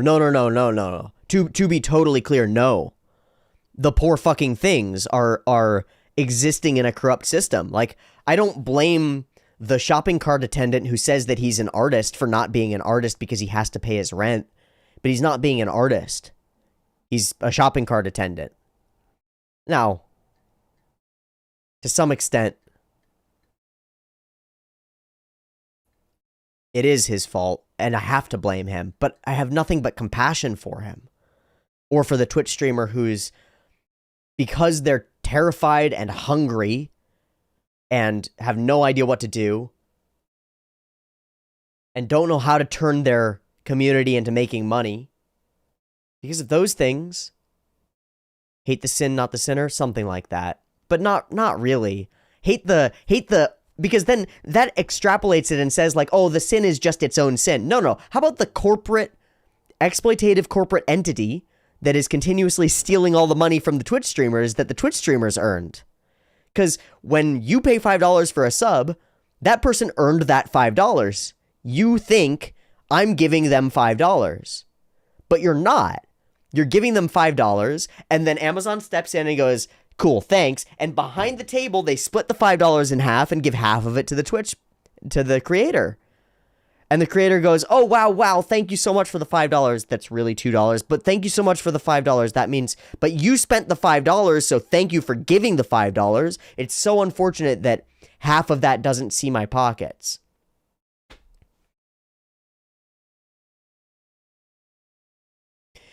There's no way to make a platform like Twitch or YouTube that can be sustainable and profitable as well as fairly paying its creators. I don't know why you would say that. Patreon does it, doesn't it? Doesn't it? No, let me be clear. Patreon does do that, actually. You can have whatever qualms you want with the company. I get 95% of Patreon. Shoe? 95%.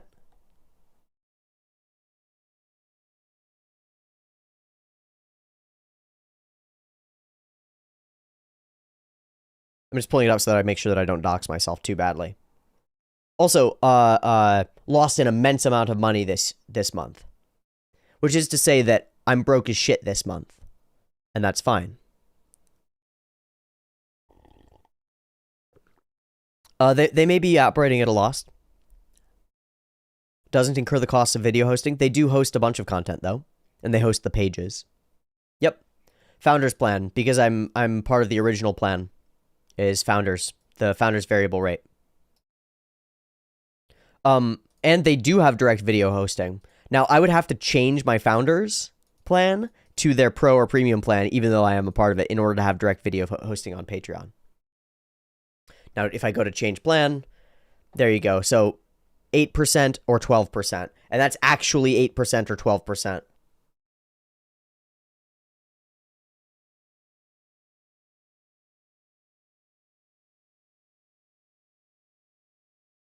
But it's not HostVis. Yeah, it's not a video hosting site. That's true. Fair enough.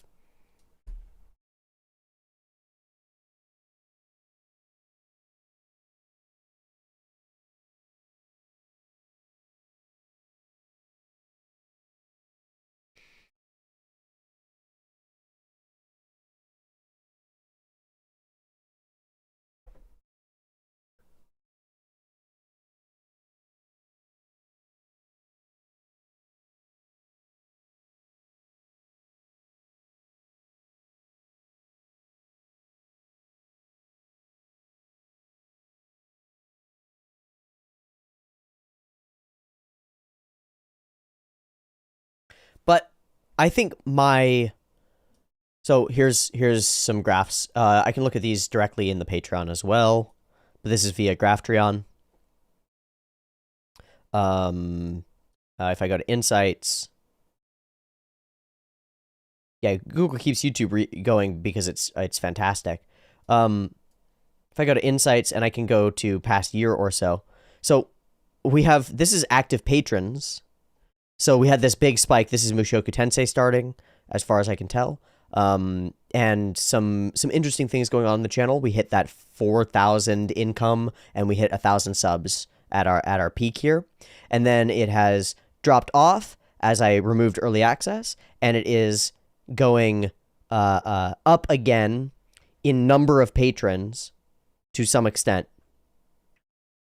Now, there have been some upgrades, but mostly there have been a lot of downgrades. People going from devotee to committee because they don't get anything for giving me $5 now. They don't get more than they would get if they gave me $1, and that makes sense. Also, I think it's worth noting that my consistency over the past month has been really rough, like really bad, because I'm a failure, like I'm a human. I make tons of mistakes, and I've been doing the brews as well, and they take a lot more time, and I've been doing them poorly and not on the right channel. So a lot of people are like, what are you actually making, man? What do you, why would I give you money? You're not. So that's the system working as intended, and I got no problem with it. In fact, it's a good thing that the viewership and income dropped off, because it means that the system is working as intended, because I haven't been creating as much content. It'll probably go up again because of Bochi the Rock. Yes, but in what way? And the answer is in the way of people giving me $1 for Discord access and voting, not $5 because they really appreciate the content. Because people generally don't give the $5 because they really appreciate the content. They give it in order to get the early access. If you do something of commensurate value, the $5 tier will boom. That's the thing. That's what I'm thinking about. I just don't think early access is of commensurate value. It's artificially created value. It's false. It's not worth it. It's wrong. I think that I was corrupt for most of the span of my channel, corrupted by early access. And it alters the type of content I can create, the way that I create the content, the format with which I create the content. All of it ends up being gravitated and orbiting around the early access paradigm. I do think that more people giving $1 is a good thing, because that's one more person that finds true value in your existence. I agree. And maybe, and I'm still sticking it out, like, I'm still going to stick it out. But I did say, as before, I want to find something that's worth the $5. The only product you have to offer for a price is your content. Right, but then the content should be free itself, because it's of value. Have you decided about the idea of $5 tier being for voting rights? That could work, but it's not worth $5. It's not correct. It could work, but I don't think it's the answer. Classic. I feel like letting people vote for $1 still makes sense. Now, having it be $1 voice, $5 vote, $1 voice, $2 vote, something like that, I could see. But I think $1 voice and vote is correct. I think $1 for both the voice, the Discord voice, and the voting is correct. Thank you for saying so, The Wise Wolf. I really appreciate that. I don't know. I believe in the altruism of people and their desire to help others, but I also believe that people, when they get things for free, devalue the things that they get for free. It will create an elite club of voters who decide the shows for all others. Well, it already does. That's part of the point, is that if you're invested in the thing, you get to choose where the thing is going. If you're not invested in the thing, your voice doesn't matter to me. I don't care what your vote is if you're not willing to put $1 behind it, like one bit of money. And so the same thing is true of the Discord. I don't care what you have to say for the most part, unless you have $1, the willingness to give $1. Can you do smaller increments? $1 or X dollar, have $2 or $3 in between? Yeah, I could, but they would have to be justified. Explicitly justified, right? And for a good reason. Music has become incredibly devalued as a result, and it's become the norm. I mean, to some extent, that's a good thing. More music, more people are listening to more music, but it's not a good thing. It's not a good thing for creators. It's really cool to hear it's right instead of it's more profitable when you make a decision. Yeah, well, because I'm doing things because they're right. I'll do what's right until I get killed. And if I get killed for it, then it wasn't right. That's the problem is, if I lose all of my funding, then I won't be here. And so it won't have been correct. My problem with SOS is kind of what T said earlier. Without paying, I can't get full reactions. I hate highlights, and I don't have means to pay now. Yeah. It's pro-consumer, but anti-creator. Yeah. So as a creator, people will exploit you. If you give, people will take. And it comes back to an idea that I talked about a lot on stream yesterday on Twitch that I have to mention now here. And it's a really cool phrase. I think it's a really cool phrase. In fact, I've thought about, like, how would I ever merch? And the answer is I wouldn't.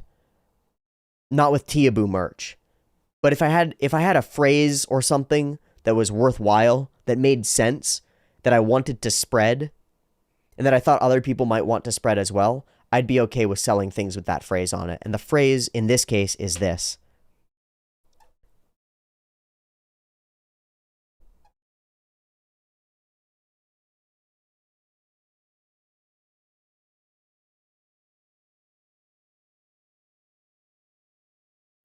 Saints get burned.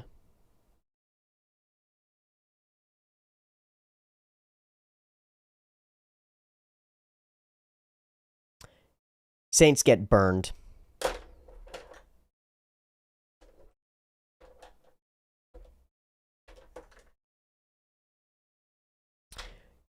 If you're too self-sacrificing, people will chew you up and spit you out.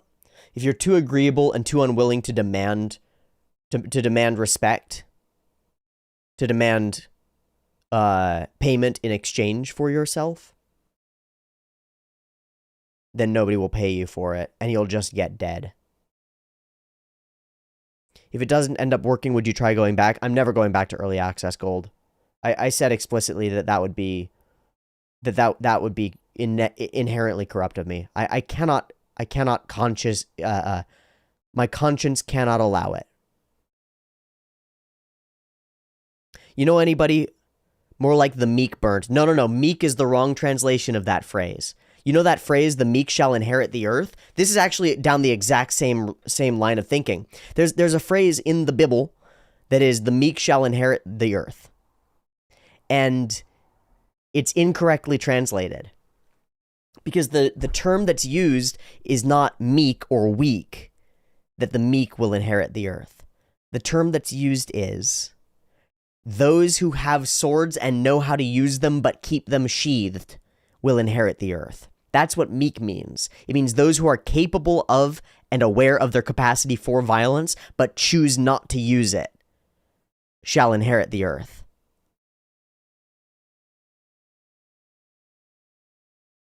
The restrained shall inherit the earth. The in control shall inherit the earth is the correct phrasing. No, it's not the meek get burned. Saints get burned is still correct, Chidori. Because people will burn you if you're a saint. You will get burned by the world if you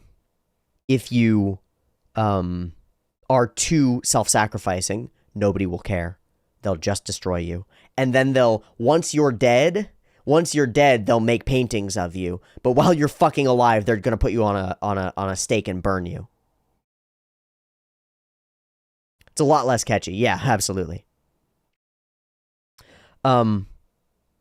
There's another reflection to Saints Get Burned, though, which is when you see somebody on a stake who's getting burned at the stake, you might want to ask yourself whether they're a witch or a saint or somewhere in the middle, because maybe they're just a person and maybe they're just trying to be good.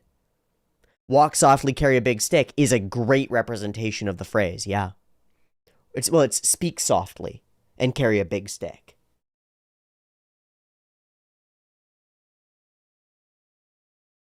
There's a children's book about this very thing, isn't there? It's called, like, The Giving Tree or something. The Giving Tree is a stellar book. And it is about a tree that gives of itself too much. But it's It's also a book that says that sometimes what you have to do is to sacrifice of yourself and know that you're going to get trampled on by that because it's right. Because it's right. And that brings us back to the same thing as before. It's like, if my goal were to make enough money, then I would exploit the fuck out of all of you. And I'm willing to be enough devil, and I'm in tune enough with my devil to cause that harm. And I choose not to, because I know that it hurts and I don't like it. And it makes me feel wrong. It makes it harder for me to sleep. It corrupts my soul, and it puts me in hell on earth, because hell isn't some place ethereal. It's right inside your mind. Hell is what happens when you know that you're acting out of accordance with the way that things should be. And I was in hell a little bit, 1% hell, more than enough, doing early access. And I would be in more hell if I were to do sponsorships, because I would feel like a liar. And if I were to put ads on my channel, I would be in more hell, because I would be a liar. I would be going against my principles. And if I were to stand here and I were to lie to you, tell you how great I am about something or whatever, I'd be in hell, because it would be a lie and it would be wrong. And it would, even if doing that in some way made me a bunch of money, it would destroy me. Can I tell you same American joke again? Yes. Being is good is something that you said that constantly lingers on my mind. I still question it, but I still find it inspiring. I do think now that being is not inherently good. You have to make it good for you. That's right. Being just is. But you get the chance to be. And so the belief that, oh, the IRS is watching, is that the joke, Sanitation Master? Of course the IRS is watching me. They send me letters all the time. We're pen pals in direct communication. I'm getting messages. What is going on?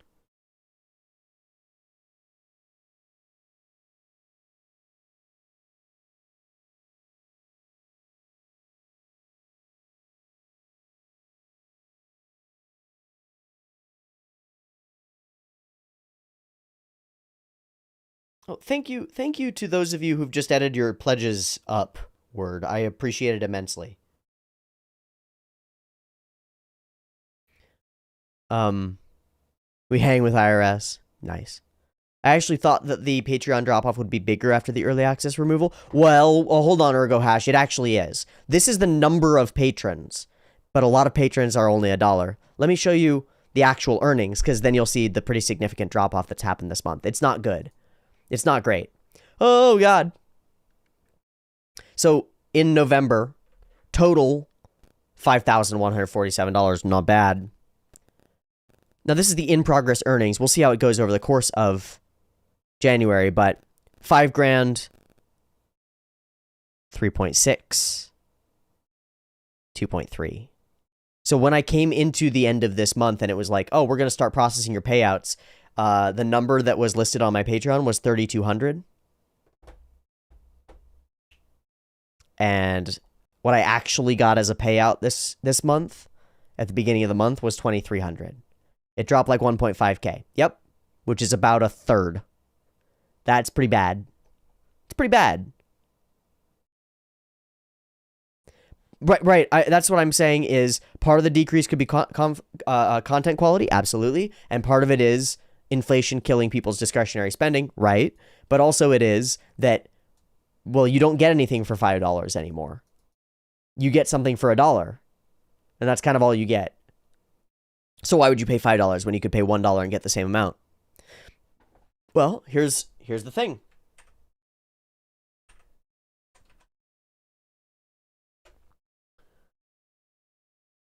Fellows Corporation makes the best damn water heater electric kettles in existence, as far as I'm aware. Fellows. It's the Fellows Corvo. It's the best one that is made. They designed it. They came up with the design. That's the Fellows Corvo. It cost me $165. The Fellows Stag, $165. Okay? Why would I buy that when I can buy a $40 Bodum version that's the exact thing?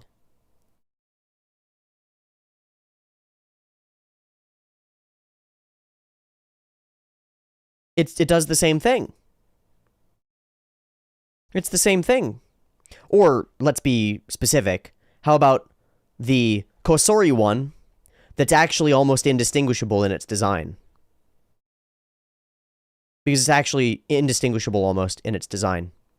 Kosori is a giant mega corporation, Chinese mega repeat corporation, that reproduces the designs of other companies and sells them for cheaper.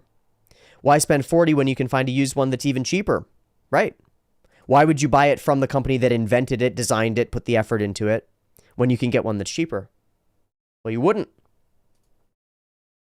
How about one of these big-ass dehydrators? I was looking at dehydrators recently. $300 for the dehydrator. What's the meat 10 tray dehydrator? Because this is the same entity. This is the same thing. It's a Meet Your Maker 10 tray dehydrator. Oh, it's actually the same price. Okay, so Kosori is not fucking you over that much on that one. Well, that's because the Meat brand does direct to consumer and they don't have to pay Amazon anything, in part. So that's good. But this is the case for almost anything that you look up. You find a cheaper version and people pay for the cheaper version. People will pay the minimum that they can pay. The market will find the cheapest way to accomplish a thing. And so if you can get content for free, you're not going to pay for it. Most people are not going to pay for content that they can get for free. It's a sad thing to realize. It means that I was wrong. Like, genuinely. I'm wrong about it. Some people will, and I'm going to continue doing this until I'm fucked. Because I really have to believe in it. But I'm also going to adapt. Because the realization is that, well, I guess that means I have to create something worth paying for, that has to be paid for, unless they realize that paying means the content continues. Well, that's the ideal, isn't it? I don't have any other source of income, you know? And that's why it's sad that people are upset about the shilling sections of the videos, and I don't know how to accomplish that more effectively. How do I express to you that I literally will not survive unless you give me money? That the content cannot continue unless you pay me. How can I express that effectively in a short period of time that doesn't overwhelmingly corrupt the content and turn the content into a shilling thing? Because I don't want it to be a shilling thing, because I hate when creators are shilling stuff in their videos. I think everybody does. Even when what they're shilling is correct or what they need. I hate it. My personal opinion is it's not overbearing. I just have to make sure that it doesn't become overbearing. Yeah, consistency in scheduling for sure, but consistency in a schedule of things that I actually want. The correct schedule, the correct format, not early access. And that comes with a whole bunch of different, what do you think about $5 exclusive content? That's what I've been saying. For the specifically the powerful rewatches. I mean, this is really simple. If there's a single thread, no, some dude, I'm going to do this full time. I'm committed to it. I have to do this. If, for example, there's a teaser video that says, hey guys, guess what? On the Patreon, there's a full 35 fucking hours of content that's all a watch through and a conversation about the real deep value that I find in Tengen Toppa Gurren Lagann. And it's the book. It's the book, essentially. I'm not going to do plasma donations, and I'm not going to seek supplementary income. The whole point is that I have to do this well enough to survive. I have to be hungry. The whole point is that I'm not allowed to do anything else. I could easily go and get freelance computer programming jobs and make enough money to support myself. More than support myself. What about reacting to more mainstream shows and shows while they're airing? Because I can do that now because early access prevents. Please do plasma donations aside from the money, though. Sure. I have some reasons why I'm not going to do that until I've gotten some testing done, because I'm probably dying. Just something to mention. I've mentioned it before, but it's likely that I have cancer and I might be dying. And I've been aware of that for months and months and months, years even. So I'm being serious and not facetious and not joking. I mean it really. I'm pretty sure that I have cancer. And it's getting worse. So, and I've been explicit about that before. Well, I thought they confirmed you didn't have cancer? No. No, a doctor glanced at some of my moles and was like, well, it's probably not, but I'll set you up with an appointment. No, I've got an appointment with a dermatologist this week, I think. Yes, and it took me weeks to get an appointment set up with a dermatologist. I went to a doctor. I've been to a doctor. Doctors aren't very helpful. I have an appointment with a dermatologist. Yeah, melanoma. It's not in the traditional form. It's many small moles, but you can see the dots on my arms. Those are mostly new. Let's wait for the appointment before going into cancer. I don't really have to. I can just look at it and tell you that most of these are new in the last month. But I am going to a dermatologist this week. It's Thursday. Please don't die. Oh, I don't plan to. But I might be dying. You understand the difference? Like, this is something not to give up against. This is a big doctor. This is a fight. I'm ready for it. I've got reasons to live. Being is good, and I'm here to be. If anything, it will probably be the greatest gift that I could imagine. This isn't sad. This doesn't sadden me at all. It invigorates me. Yeah, who the hell do you think I am? Just who the hell do you think I am? Fucking hell. If you catch it early enough, it's very treatable. That's the issue, is that I was aware of this more than a year ago. Why haven't you went to a doctor before? Because I was scared. I talked about this. I talked about this all over the place. With Doctors and Dragons. It's on one of the brews. I have new moles every now and then. You should always get new moles checked. Any changes to existing moles or new moles should be checked. It is sort of hereditary, and it's hereditary for me. I have freckles. I have freckles, and I freckle easily in the sun, but these aren't freckles. These are spreading. These are spreading moles that are all over my arms, and the biggest one is this one right here, and this one is I was born with. This one is a birthmark. This one right here, but it has grown larger, and it's thicker than it was. I can feel it now, and I couldn't before. And there are a few on my back. This is a zit, but it's right on top of one there as well. Isn't it better to have a more secure but boring job to pay for the treatment? I have health insurance at the moment. And no. Because having a secure but boring job will make me feel like being isn't worthwhile. If I don't dedicate myself fully to my chosen form of existence, then why would I continue to choose to exist? Data is what would tell you in doctor. Right, I'm going this week. It's this week. I have an appointment. It's set up. Hope your insurance covers the check. It does. Last YouTuber who said it. Well, I will die. I'm not going to live forever unless we hit technological singularity soon.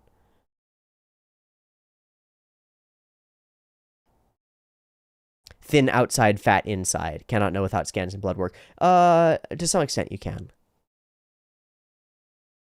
Seems like there's a lot going on. Sure is, Supabase.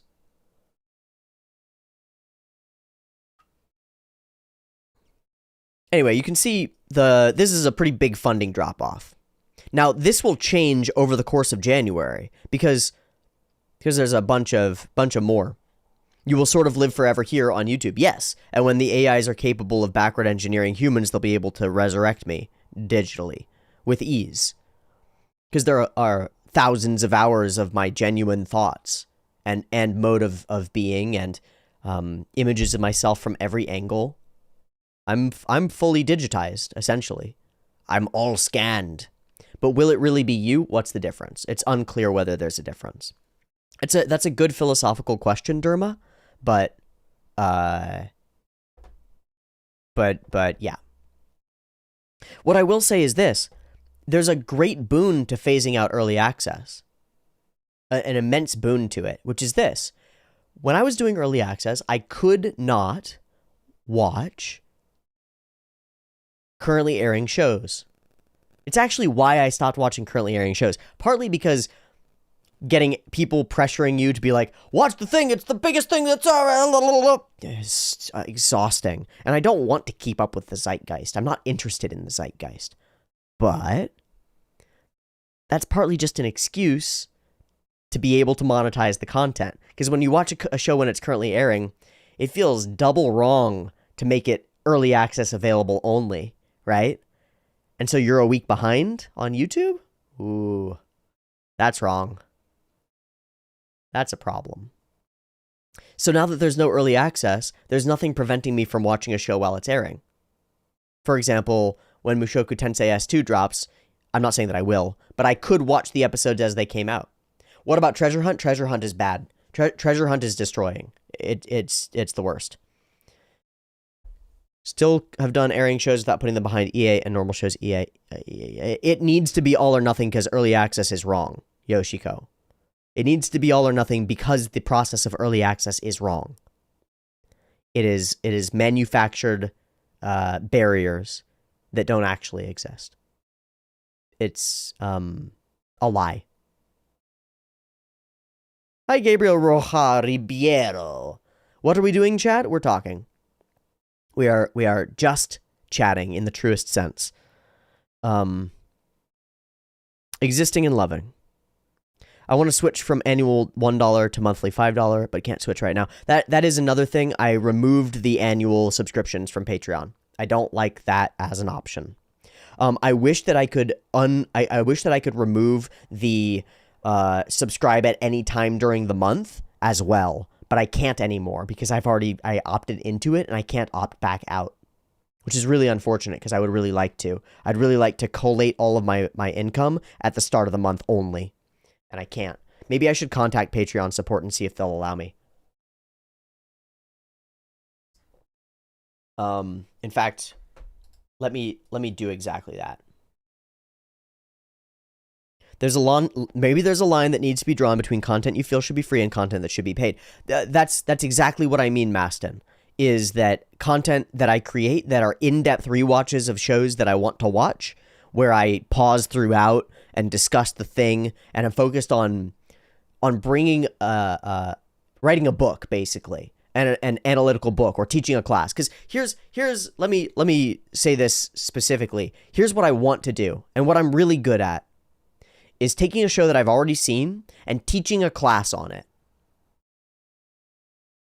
Because I could teach a literal college-level course easily. I mean, how many of you have been to college-level film classes? They're not that hard to teach, comparatively.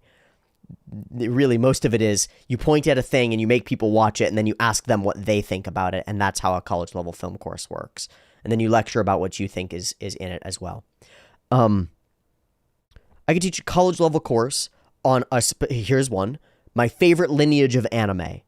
Gunbuster, Diebuster, Evangelion, Gurren Lagann, Fooly Cooly, Kill la Kill, Cyberpunk Edge Runners to some extent. That lineage.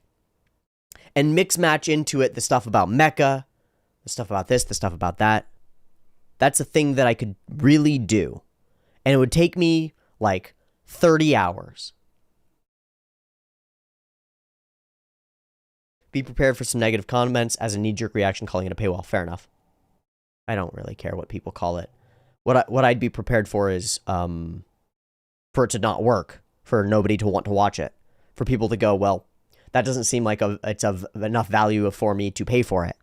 I don't think that's the case. You should still have a time slot to watch a show you haven't seen without a poll. You mean just a dictator slot? Yeah. True. True. But there isn't a reason to do that. I can just do that whenever I want. I would love to see deep dives as your main content instead of reactions, but I can't do the deep dives that I want to do on YouTube because they get copyright struck. And so I have to do them somewhere else. And so they kind of have to be paywalled. And so it kind of ends up being exactly what is necessary, right? No to a patron's choice slot, Maston. No chance. Personally, I'd love to listen to you do discussion on concepts like that without the reaction portion of it. The issue that I have with that is that having the thing to springboard off of makes it possible for me to do that.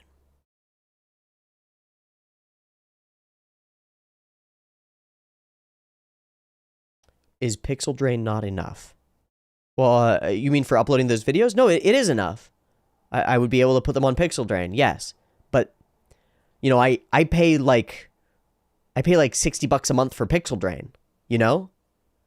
Like, people don't realize this, but I pay like $120 a month to have enough mega space to put up all the videos.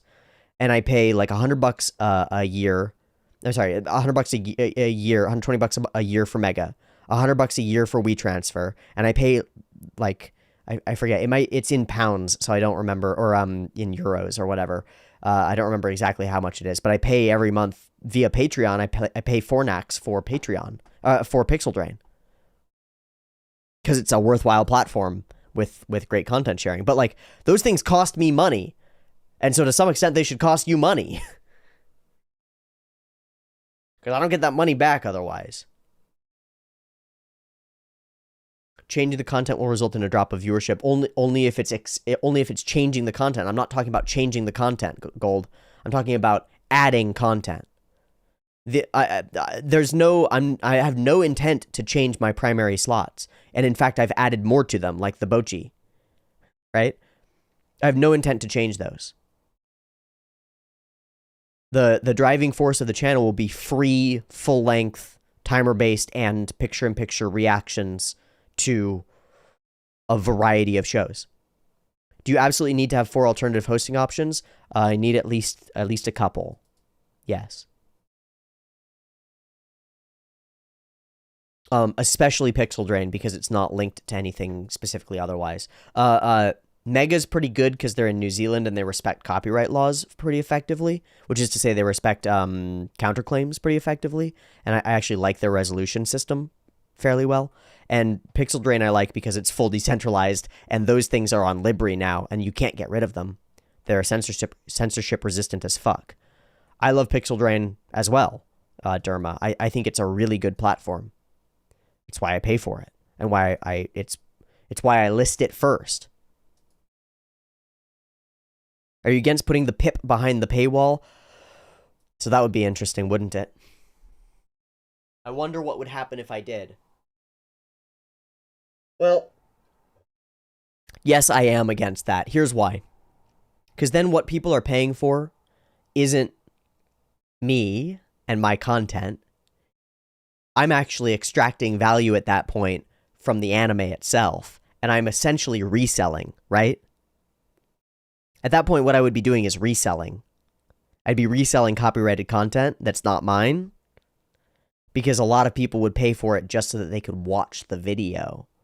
Whether there's a dumbass talking about it or not, they might just be here to watch the anime. And if I were selling that, that would make me have a problem sleeping at night. BitChute is quick when you watch something shortly. I think BitChute is garbage at this point. I'd only be worried about jumping to other platforms. I'm not jumping anywhere. YouTube is the driving force of everything on my channel.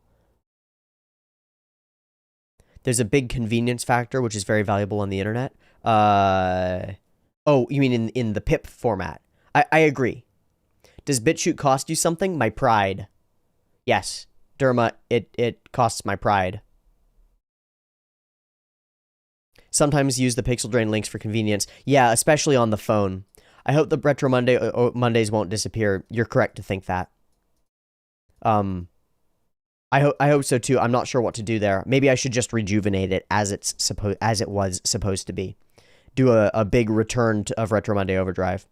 What's the content plan for the future? I have no idea. People need more content. More content doesn't mean more audience correctly. Better content usually does. And better thumbnails, better marketing, better choices, better format, better flow, better re-engagement. There are a lot of layers to what brings more people in. Definitely the pip is good. Paying for the convenience seems legit to me. What I mean is, I can't separate out whether people are paying for the convenience because they want to watch my shit, or whether they're only watching it because it's a way to watch the anime for free and they don't want to pay for Crunchyroll. Do you understand?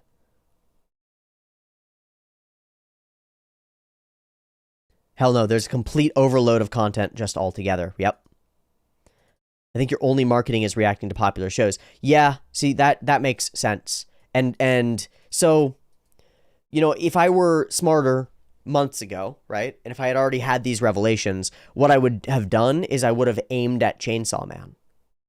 Like, literally aimed at it and been like, okay, what we're going to do is we're going to use Chainsaw Man to be high-quality content, make the best damn Chainsaw Man reactions in existence, and use that to generate an immense number of viewers, some of whom will convert into patrons because they'll look at some of the other stuff. And that is exactly the answer. So then the question is this. What's the show? Oh, is it .net? It isn't too late for that. Yes, it is, actually, because I would want to do it while it's airing. I would actually have to. For it to be effective, it would have to be while it's airing. What's the anime in the next season that's coming up? Because everyone reacts to Chainsaw Man, it resulted that most reactors didn't get that many views. Right. It gets totally flooded. Vinland S2. That would be the one to watch. And it's a second season. And I've already seen it, so it brings us in. And then JJKS2. Yeah, but Tokyo Revengers S2, JJKS2, those don't work for me, because those are season 2s of things that I haven't seen and don't care about. I could be wrong for not caring about them, and that's fine, but Vinland S2 is the one. Feels kind of crazy to really expect someone to be a channel in such a way. People need breaks and rests. Oh, yeah. No, people have no clue what it takes to do this. And people devalue emotional labor immensely. Like, oh, man. Unless you've streamed and been really on for a couple of hours, you don't know what it feels like to turn the stream off and go, oh, I can breathe. What the fuck? It's like, you're like on. You could catch up with Demon Slayer. That's true. But that's not currently airing. Vinland S2 is the thing that would be currently airing. Or even Trigun Stampede, which I might check out. Because I love it. I love Trigun, I should say. By the way, anybody watching this, there's a Patreon exclusive video that I put up because I can't post it on YouTube effectively. I watched the first episode of the original Trigun a couple of days ago and had a really lovely time going through it. It's gorgeous as an episode. I was shocked by how really solidly spectacular the whole framing and style is. It's just really cool. Yeah, IDK, what's that like? Is it similar to customer service at all? It's like giving a speech. You ever give a speech? How about a classroom presentation where you get up in front of the class and you have to give a presentation? Do you remember the adrenaline rush that you were under? And you sit back down and you're like, yeah. Kimetsu, Jujutsu, and Kaguya. Yep, true. Oh, there's a second Osama ranking coming up. Hey, Nito, joining with Davo T. Appreciate it.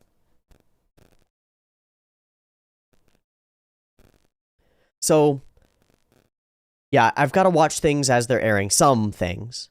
You have to be so careful what you say. The internet never forgets. Wait, for real? Let's fucking go. For the Trigun thing? Yes. Oshinoko would be fantastic. Yeah, probably. Final season of Pokemon with Ash. I used to make films and speak about them to theaters at contests. Well, I used to do speech and debate. I've given a lot of speeches in front of a lot of people. And it's always draining. And now I've given thousands of speeches to cameras, some of them live, and it's always draining. It's an immense amount of effort and emotional work. You have to ramp yourself up into a state of being on. Most people turn themselves off most of the time. Gosh, try being on for hours at a time and then editing that shit. Were you in the Congress category? No, I was in Lincoln Douglas, which is one-on-one debate, and policy, which is 2-on-2 debate. Do you still like cartoons? What do you mean? Do I still like anime? I love anime and animation. Cartoons, like American cartoons, I've never liked cartoons. I was never exposed to them effectively. I was never allowed to watch them when I was a child, so I never liked them. I have played Nier. Kiki, I have played it.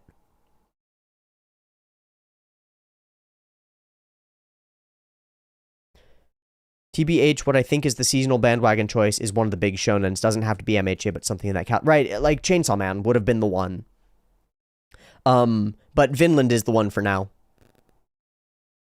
Somehow this stream feels more akin to a friendly talk before the class rather than a speech, right? The stream is. What about the reaction? Because the reaction, I'm on and we're in class time. Brother, you've never seen Phineas and Ferb? I've seen hundreds of episodes or dozens and dozens of episodes of Phineas and Ferb. But I watched them when I was a teenager. Not when I was a child. Oh, the secret for success is reading Omegaverse BL. Do it T or are you too afraid? I will say something on that front. Still the most popular videos on my channel, some of them are Kimetsu no Yaiba videos, but still the most popular videos on my channel are Banana Fish. By a wide margin. It's the effective analysis by a moderately attractive young man of a not how would I put it? Of a Fujoshi focused shipping show with good background to it as well. Really, really interesting. The BL audience isn't tapped into enough, I agree, and it's certainly not tapped into by men. Right? The only people watching the BL shows or even the Fujoshi shows are Fujoshi themselves. Moderately attractive. Have you seen your legs, my man? I have no idea how attractive I am. Now, to be clear, Paul Romanov, I might hear things from you people on the internet, but I haven't been with a woman in 6 years. I get nothing. I get nothing. So the real world has not reflected to me that I am attractive or interesting.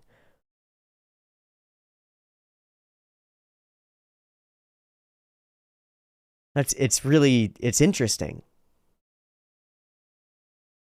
You get respect from randos across the planet, yeah. And those that doesn't do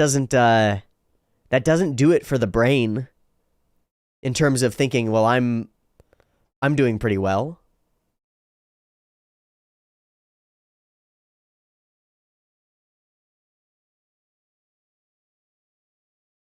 Have you ever watched anything from PA Works? I like some of the PA Works shows. I liked Charlotte. I liked I really like PA Works show about making shows. Don Donuts, Don Iko.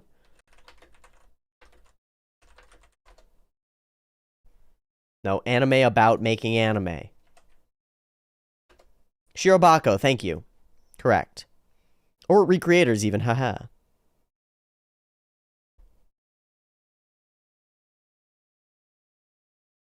It could also just be that you have standards for a partner. I do have incredibly high standards. I meet very few women who I'm interested in. Shirobako is a masterpiece. Oh, and also Eizoken. Yeah, man. Shirobako is the kind of one that I would want to rewatch and do it for real. Your boy Kongming is their latest work. People recommended that really hard. But I've seen Shirobako. I've seen it a few times. I like it a lot. What I would do with Shirobako is I would want to watch it with one of my roommates. I would want to show it to a roommate so that we would watch it together. I've heard that Kongming is great. Any interest in men? I've been over the things about my sexuality. No, I am straight, actually. I wasn't sure for a long time, but I am actually straight. When did we hit 100 views? We're at 100 viewers? Wow! Wow, we did it! And we made some money off of super chats and stuff, so that's fucking cool. Thanks, folks. I appreciate y'all a lot. This is the way to go, isn't it? Do you think Mushoku Tensei is worth recommending to people new to anime? It depends on whether they're going to be insta-disgusted by the protagonist. You could fully turn them off to anime by doing that, unfortunately. I would say my recommendation for the thing to show people is still Fullmetal Alchemist Brotherhood. It's still the one to show people, to get them interested. I actually think that Avatar The Last Airbender is even better to get people invested in anime and animation, but, you know, whatever. Whatever. Death Note, Death Note, Death Note? No, you gotta be into it a little bit more. Haruhi will do. Little Witch is nice. But Little Witch has so much background. No, it's FMAB. FMAB doesn't require any other things to understand. It's really quite straightforward.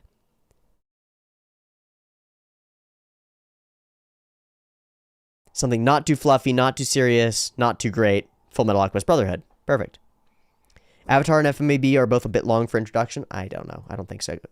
My gateway anime is still Code Geass. I fucking love Code Geass. So that's something that I would want to rewatch, because everybody shits on Code Geass. They're like, Code Geass fucking sucks. I disagree. I think Code Geass is excellent. It's also in the full lineage of mecha in a crazy weird way, and in a good way too. I love Code Geass so much. I love it so much. Lelouch is such an edgy boy, but I fucking love it. It's a Gundam, but not. Yeah, exactly. Monster for people who aren't into anime? No. Nah, man. I wouldn't show somebody a fucking thriller like that. What about a way for viewers to introduce something to you that you would never win a poll? I said before that one slot that I would need to do once in a while is a poll for shows that I desperately do not want to watch. For example, I do not want to watch Arcane. I don't want to. I don't like League of Legends. I don't like Tencent. I don't like Riot Games. I do not like them, Sam I Am. And it's not because I haven't tried Green Eggs and Ham. It's because I used to be a fucking Green Eggs and Ham addict. So I do not like them. All hail Lelouch. Indeed, some dude. Thank you so much. Did you skip Attack on Titan or watch it by yourself? I watched it by myself, and then when I got to where the anime ended, I read the manga ahead, and I decided that I saw where it was going and wasn't interested. Because it all seemed to fall apart. Thank you for all the super chats, folks. Yeah, since you've watched OG Gundam, it recontextualizes all the character archetypes in Code Geass and makes that watch so much more fascinating, right? No, I need to go and rewatch Katana Gatari because I didn't give it the attention that it deserved. Badford. I just don't know what the fuck I was doing. PA Works might be my favorite studio. I don't know about that one, man. I do need to see Nagi no Asukara. I haven't seen this one either. It's miss something or other.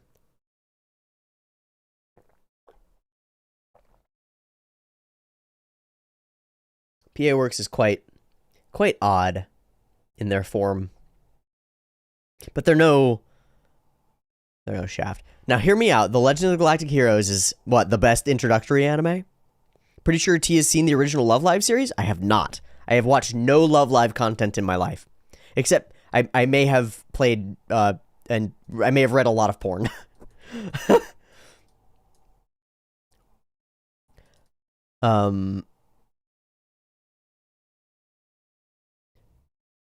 When Mushoku won the poll, you said that you'll be doing predictions in the envelope, which show, in your opinion, which will win. I said that I was thinking about it. I hardly remember that. I come up with good ideas that I don't follow through all the time. Dropping treasure hunt was a good idea. Yeah, the best idea.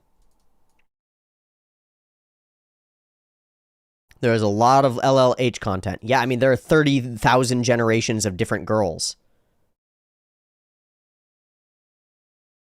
Silverlink, but they have a problem of either making fantastic anime or the absolute worst. No in between. Yep. Supabase, I am not sure what analytics and stats you are specifically talking about. I'm wondering if I can expect to see that when I watch the VOD later.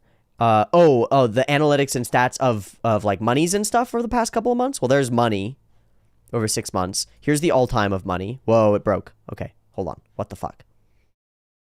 That's a big drop. All-time. Okay, there it goes.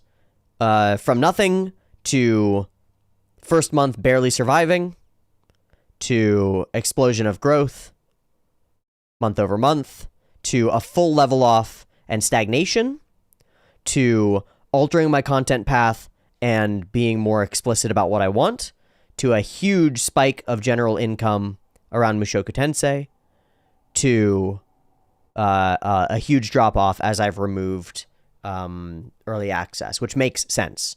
I stopped asking people to pay me money for stuff, and they stopped paying me money for stuff. Shocking. Shocking. Also, I've been inconsistent in my upload schedule, which would indicate to a lot of people that maybe they shouldn't be giving me money, which means that it's working properly. I'm not complaining about this, by the way. This is the way that the graph looks. It just is the fact of the graph. Now that I think about it, you can totally make a buck with hyping us with shows like Jujutsu or Demon Slayer. Yeah, I could, but do I want to? Because again, and I've said this before, making a buck isn't the point, is it? No, it's not. Are there reactions you want to redo? Monogatari. That is what comes up. People have asked for a Lane rewatch. I'm interested in doing a Lane rewatch. I would want to do it with somebody else. Better than early access? And actually corrupting my content to do Hypebeast content? Seems like a no. Now, just watching something like Jujutsu Kaisen, yes. But, you know, the conversion rate still has to be there. There has to be a way that it turns into something interesting. What conclusions you've reached? Yeah, those I do talk about a Supabase. So those are back in the VOD.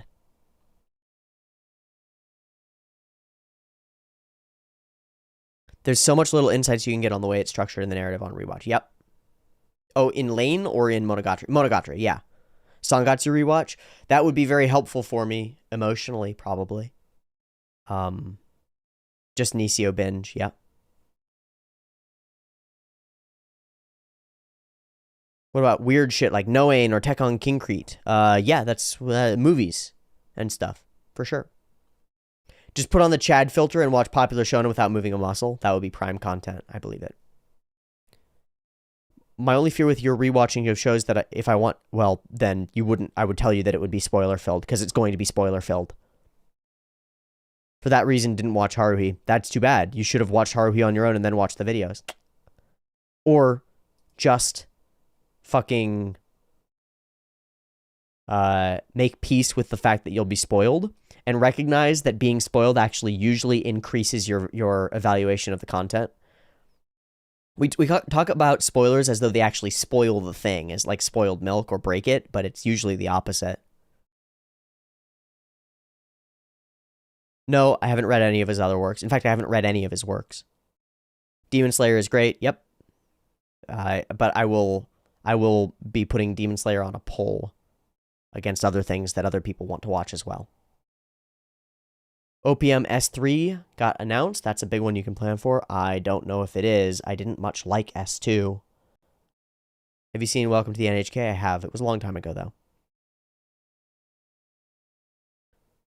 Do you have any plans to watch the review Starlight movie? I do have to do that. I put it on a poll. The movies poll, but I forget how it went. It didn't win.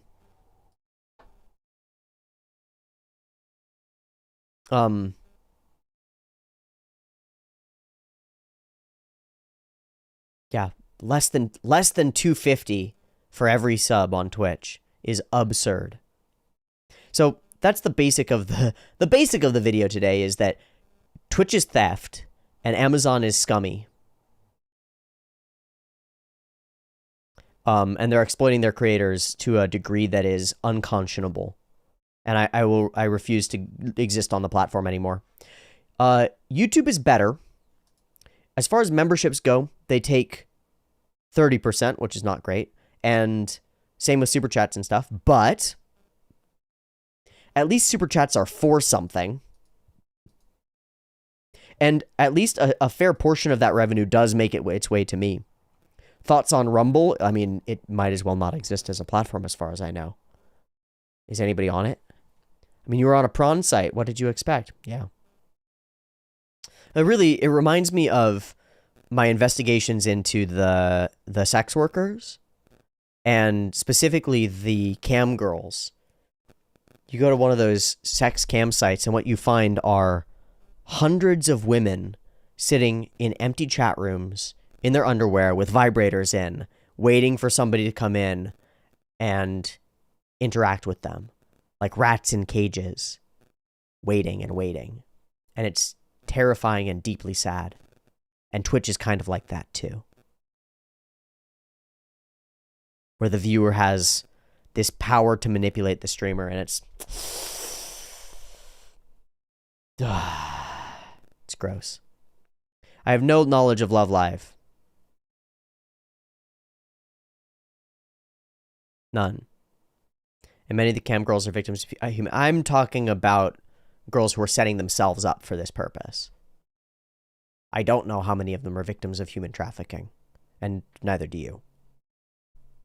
I'm talking about girls who are setting themselves up for this purpose, because there are a lot who are running their whole business around it, who have a full online social media presence that they run, and mods and various groups of people, and multi-stream to various platforms all at once.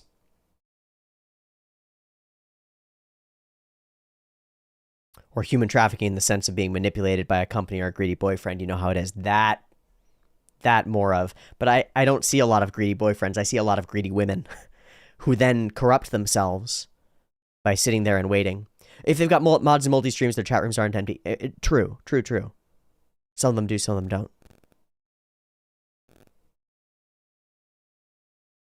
Yeah, someone like Amaranth, who's literally sitting in a pool in a bikini and 7,500 people are sitting in there.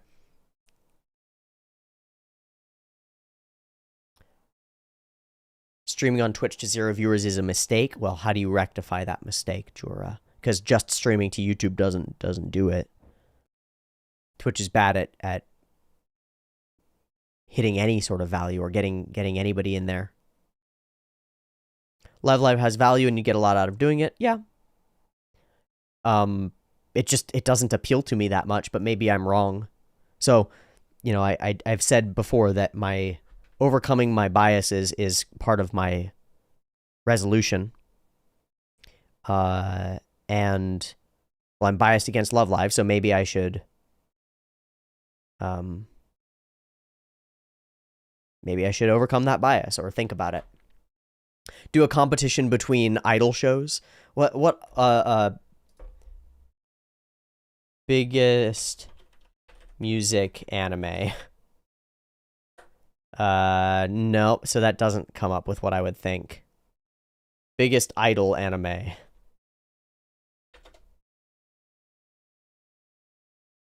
Skip Beat, Love Live, Utawan no Prinsama, Macross! That's what I have to watch that. I have to watch the Macross. I know it. Idolish. Check out some of Love Live. How far are you willing to bias check? Well, it depends. What are you asking me to bias check? Thanks for the 5. Does Symphogear count? Yes, it does. Yeah. Biggest idol anime. Fucking. What am I thinking of? Franchises.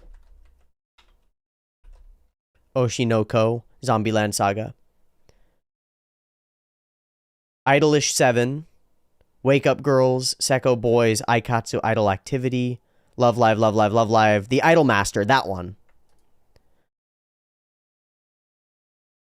Pretty Rhythm. AKB 0048.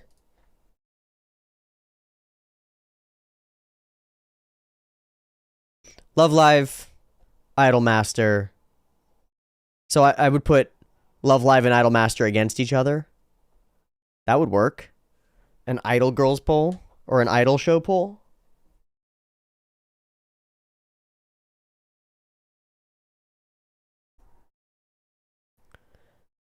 Forgot about Macross. Yeah.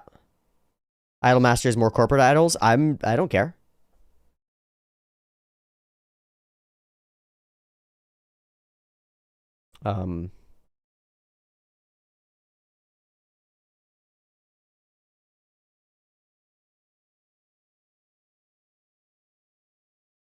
Love Live is the physical embodiment of the who the hell do you think I am mentality. 75% of it exists outside the anime, but all the VAs are Clabsolite champions. How the fuck is Idol Master a physical embodiment, or how is Love Live a physical embodiment of the who the hell do you think I am mentality? What does that actually mean? How is that possible, Kiki? Thank you for all the money, by the way. Jesus, Kiki. You don't have to keep throwing money at me. I'll read your comments without the monies. I appreciate it, though. Trying to watch Pretty Cure from the start, a little rough. I wouldn't go from the start. Just watch Heartcatch, man. Just do it the way that all the other humans do it, which is they watch Heartcatch, and then they get obsessed, and then you can go and watch all the other Precure. Or Go Princess. Watch Heartcatch or Go Princess. They are right! How?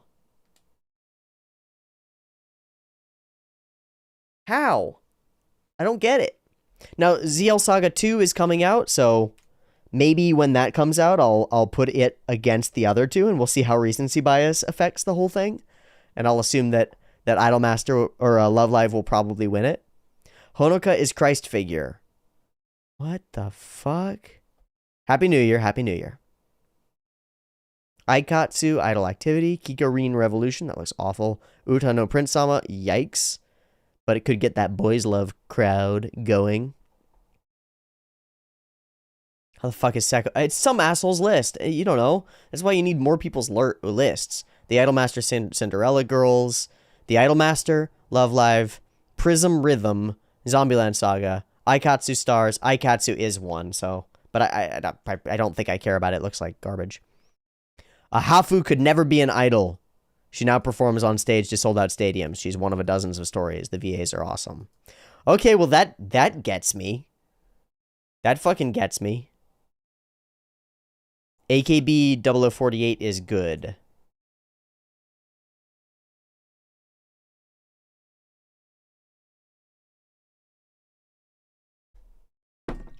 Interesting. Lots of Love Live. God, there's a lot of Love Live. Do you think the focus of your channel is slightly changed? No. You know how I can prove it?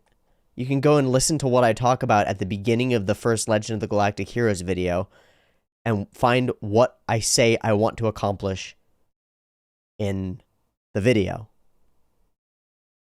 You can just go and listen to it. The goal is exactly the same. I want to share. I believe that anime has the power to change people, and I want to share what I see in anime with other people while drinking tea. It's also in each of the channel trailers that I've done.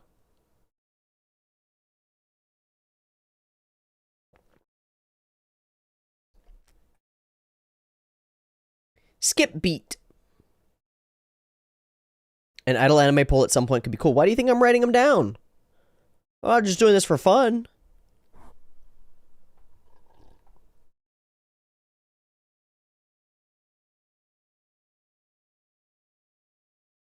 Simple Gear rewatch for an idol show.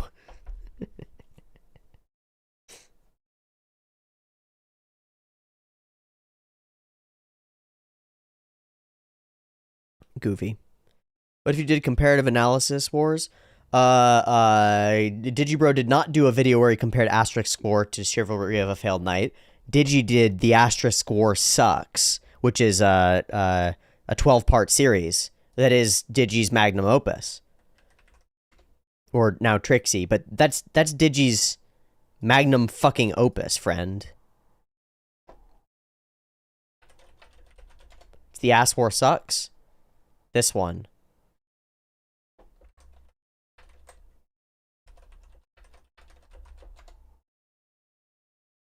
The Asterisk War Sucks, the complete edition. Yeah. And then there's the playlist for it. Yeah, 14-part series, 13-part series, 14-part series, whatever. This is maybe the greatest video of all time. This is the greatest anime analysis ever done. The section that you're talking about... it's pink hair anime boob.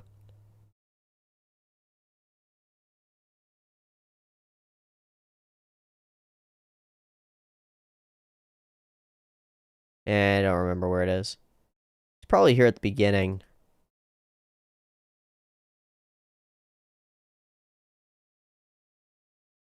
Enhance. Enhance. Thank you for the Happy New Year, Irene. Have a great day. Video essays must take a ton of time. An immense amount of time. Oh, yeah. UG Every Leads. Fucking A1 Pictures. Just UG Every Leads. Same show, same girl. Main girl looks. Color things. They go to a special school. Oh, and then we just go straight into the fight? Where's the thing where he talks about the special school being all different? Oh, it's probably here. Oh, they're the same person. They're the same person. You know how this is going to go. Kill la Kill is interesting. Fan service is fan service. There are certain ways to do it and certain ways not to do it. Pink hair anime boob. Is this Rocket Eye Kishi no? No, this is pink hair anime. There we go. Am I the only one who keeps confusing Asterisk with Chivalry of a Failed Knight? No, you're not. Shit. So where... That's why I want to find that portion.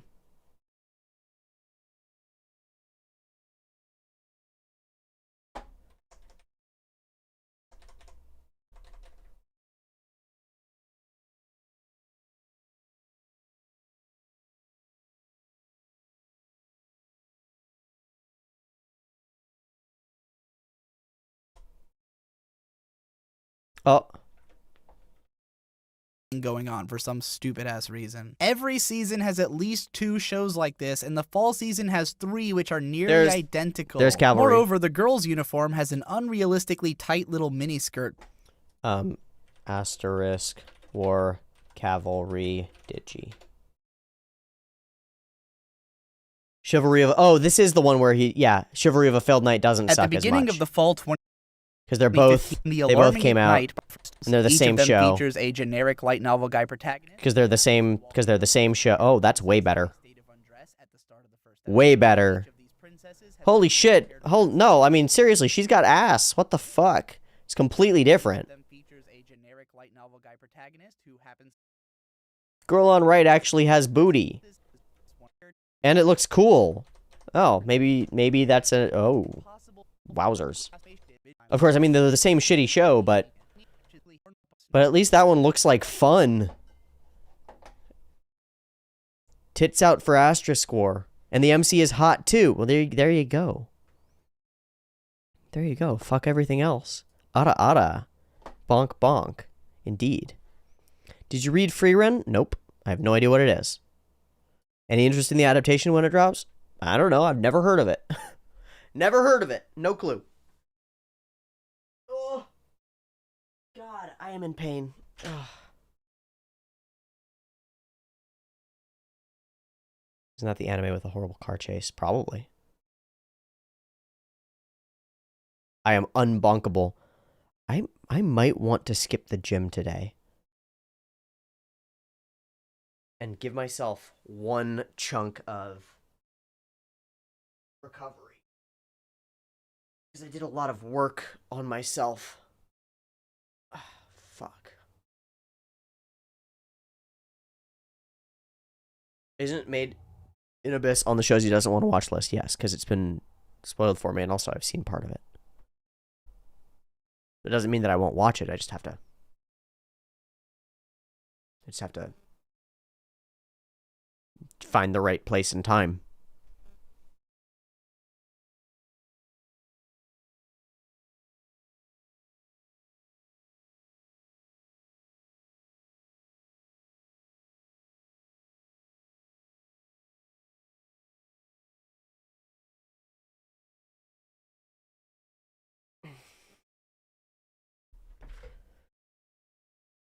me see.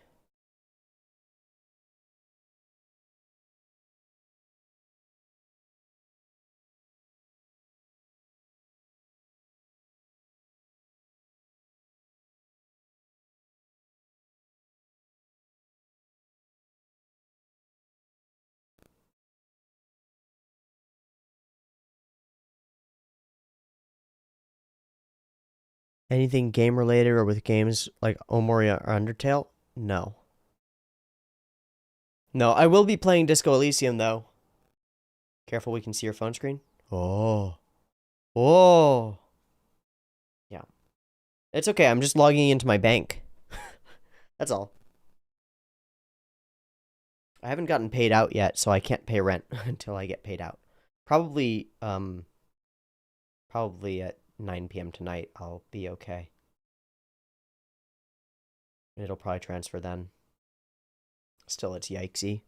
I wanted to buy food tonight, but I can't.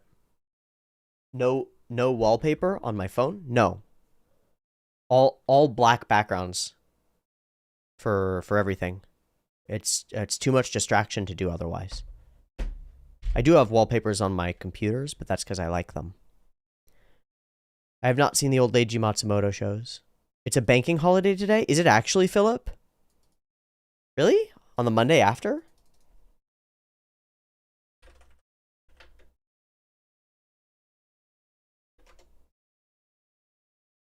January 2 will be treated as a paid holiday. Fuck. So then it'll be midnight Eastern time for New Year's.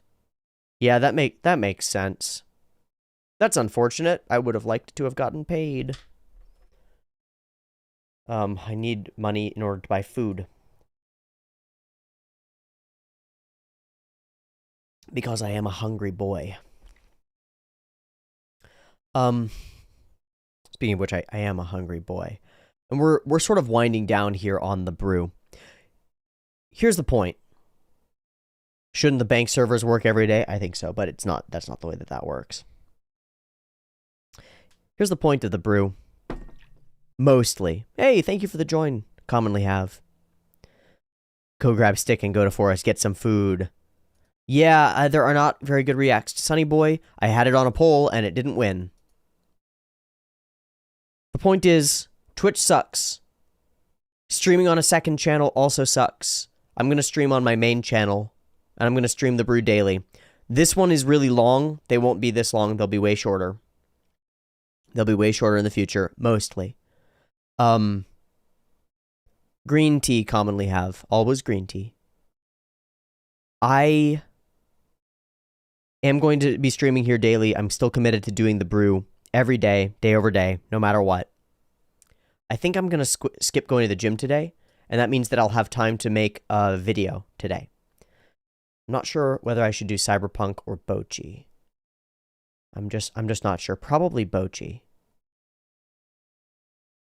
My only problem with YouTube is with its notifications. Yeah, it's bad. So if you're subscribed and you haven't pushed the bell, I think pushing the bell will help you get notifications for Twitch streams, but consistency and just doing them day over day seems to be probably the way forward. I'm going to be making some changes to the way that my content works. That will not mean a loss of content, as far as I can tell. I am taking on more responsibility because taking on more responsibility seems to be the answer, as opposed to taking on less responsibility. Doing more work seems to be the answer, but it has to be the right work, which is why I'm spending so much time thinking about it. And that's okay. And here we are at the beginning of the month, and I have just enough money to survive. And that's about right. And I'm pleased by that. Really, really quite pleased by that situation. So,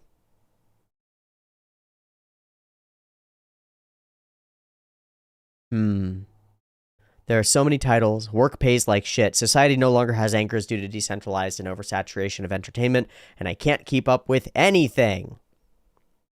That is fucked. And that's exactly right. And a lot of people feel exactly like you, Virjunior. The overwhelm all over the place. Well, I don't have an answer to it, except that find people who are curators whose opinions you trust. And, oh, we crashed a tab. Find people to curate your intake of content whose opinions you trust. And I hope that I can be one of those people to you. And to many more. And if you find the content valuable, if you find the choices of content and the way that we do this valuable, if you find the fact that there are no ads on the streams or on the videos or anywhere else, that there are no sponsorships, that there are no lies, that there is no exploitation if I can help it, if you find that valuable, please support it. You can support it as a YouTube member. You can support it via the Patreon, which is how I would prefer that you do it. And I'll try to make it as worth your while as I physically possibly can. And I will dedicate myself, mind, body, spirit, and soul to making that happen. Thank you. Love you. Love you all. Appreciate your support and viewership and attention. Your attention is of value. Be careful where you put it. Let me say that again. Your attention is of value. Be careful where you put it. Put it into things that you want to grow and foster. Good luck. Much love. Welcome to the new year, folks. And peace, peace, peace, peace, peace. Peace.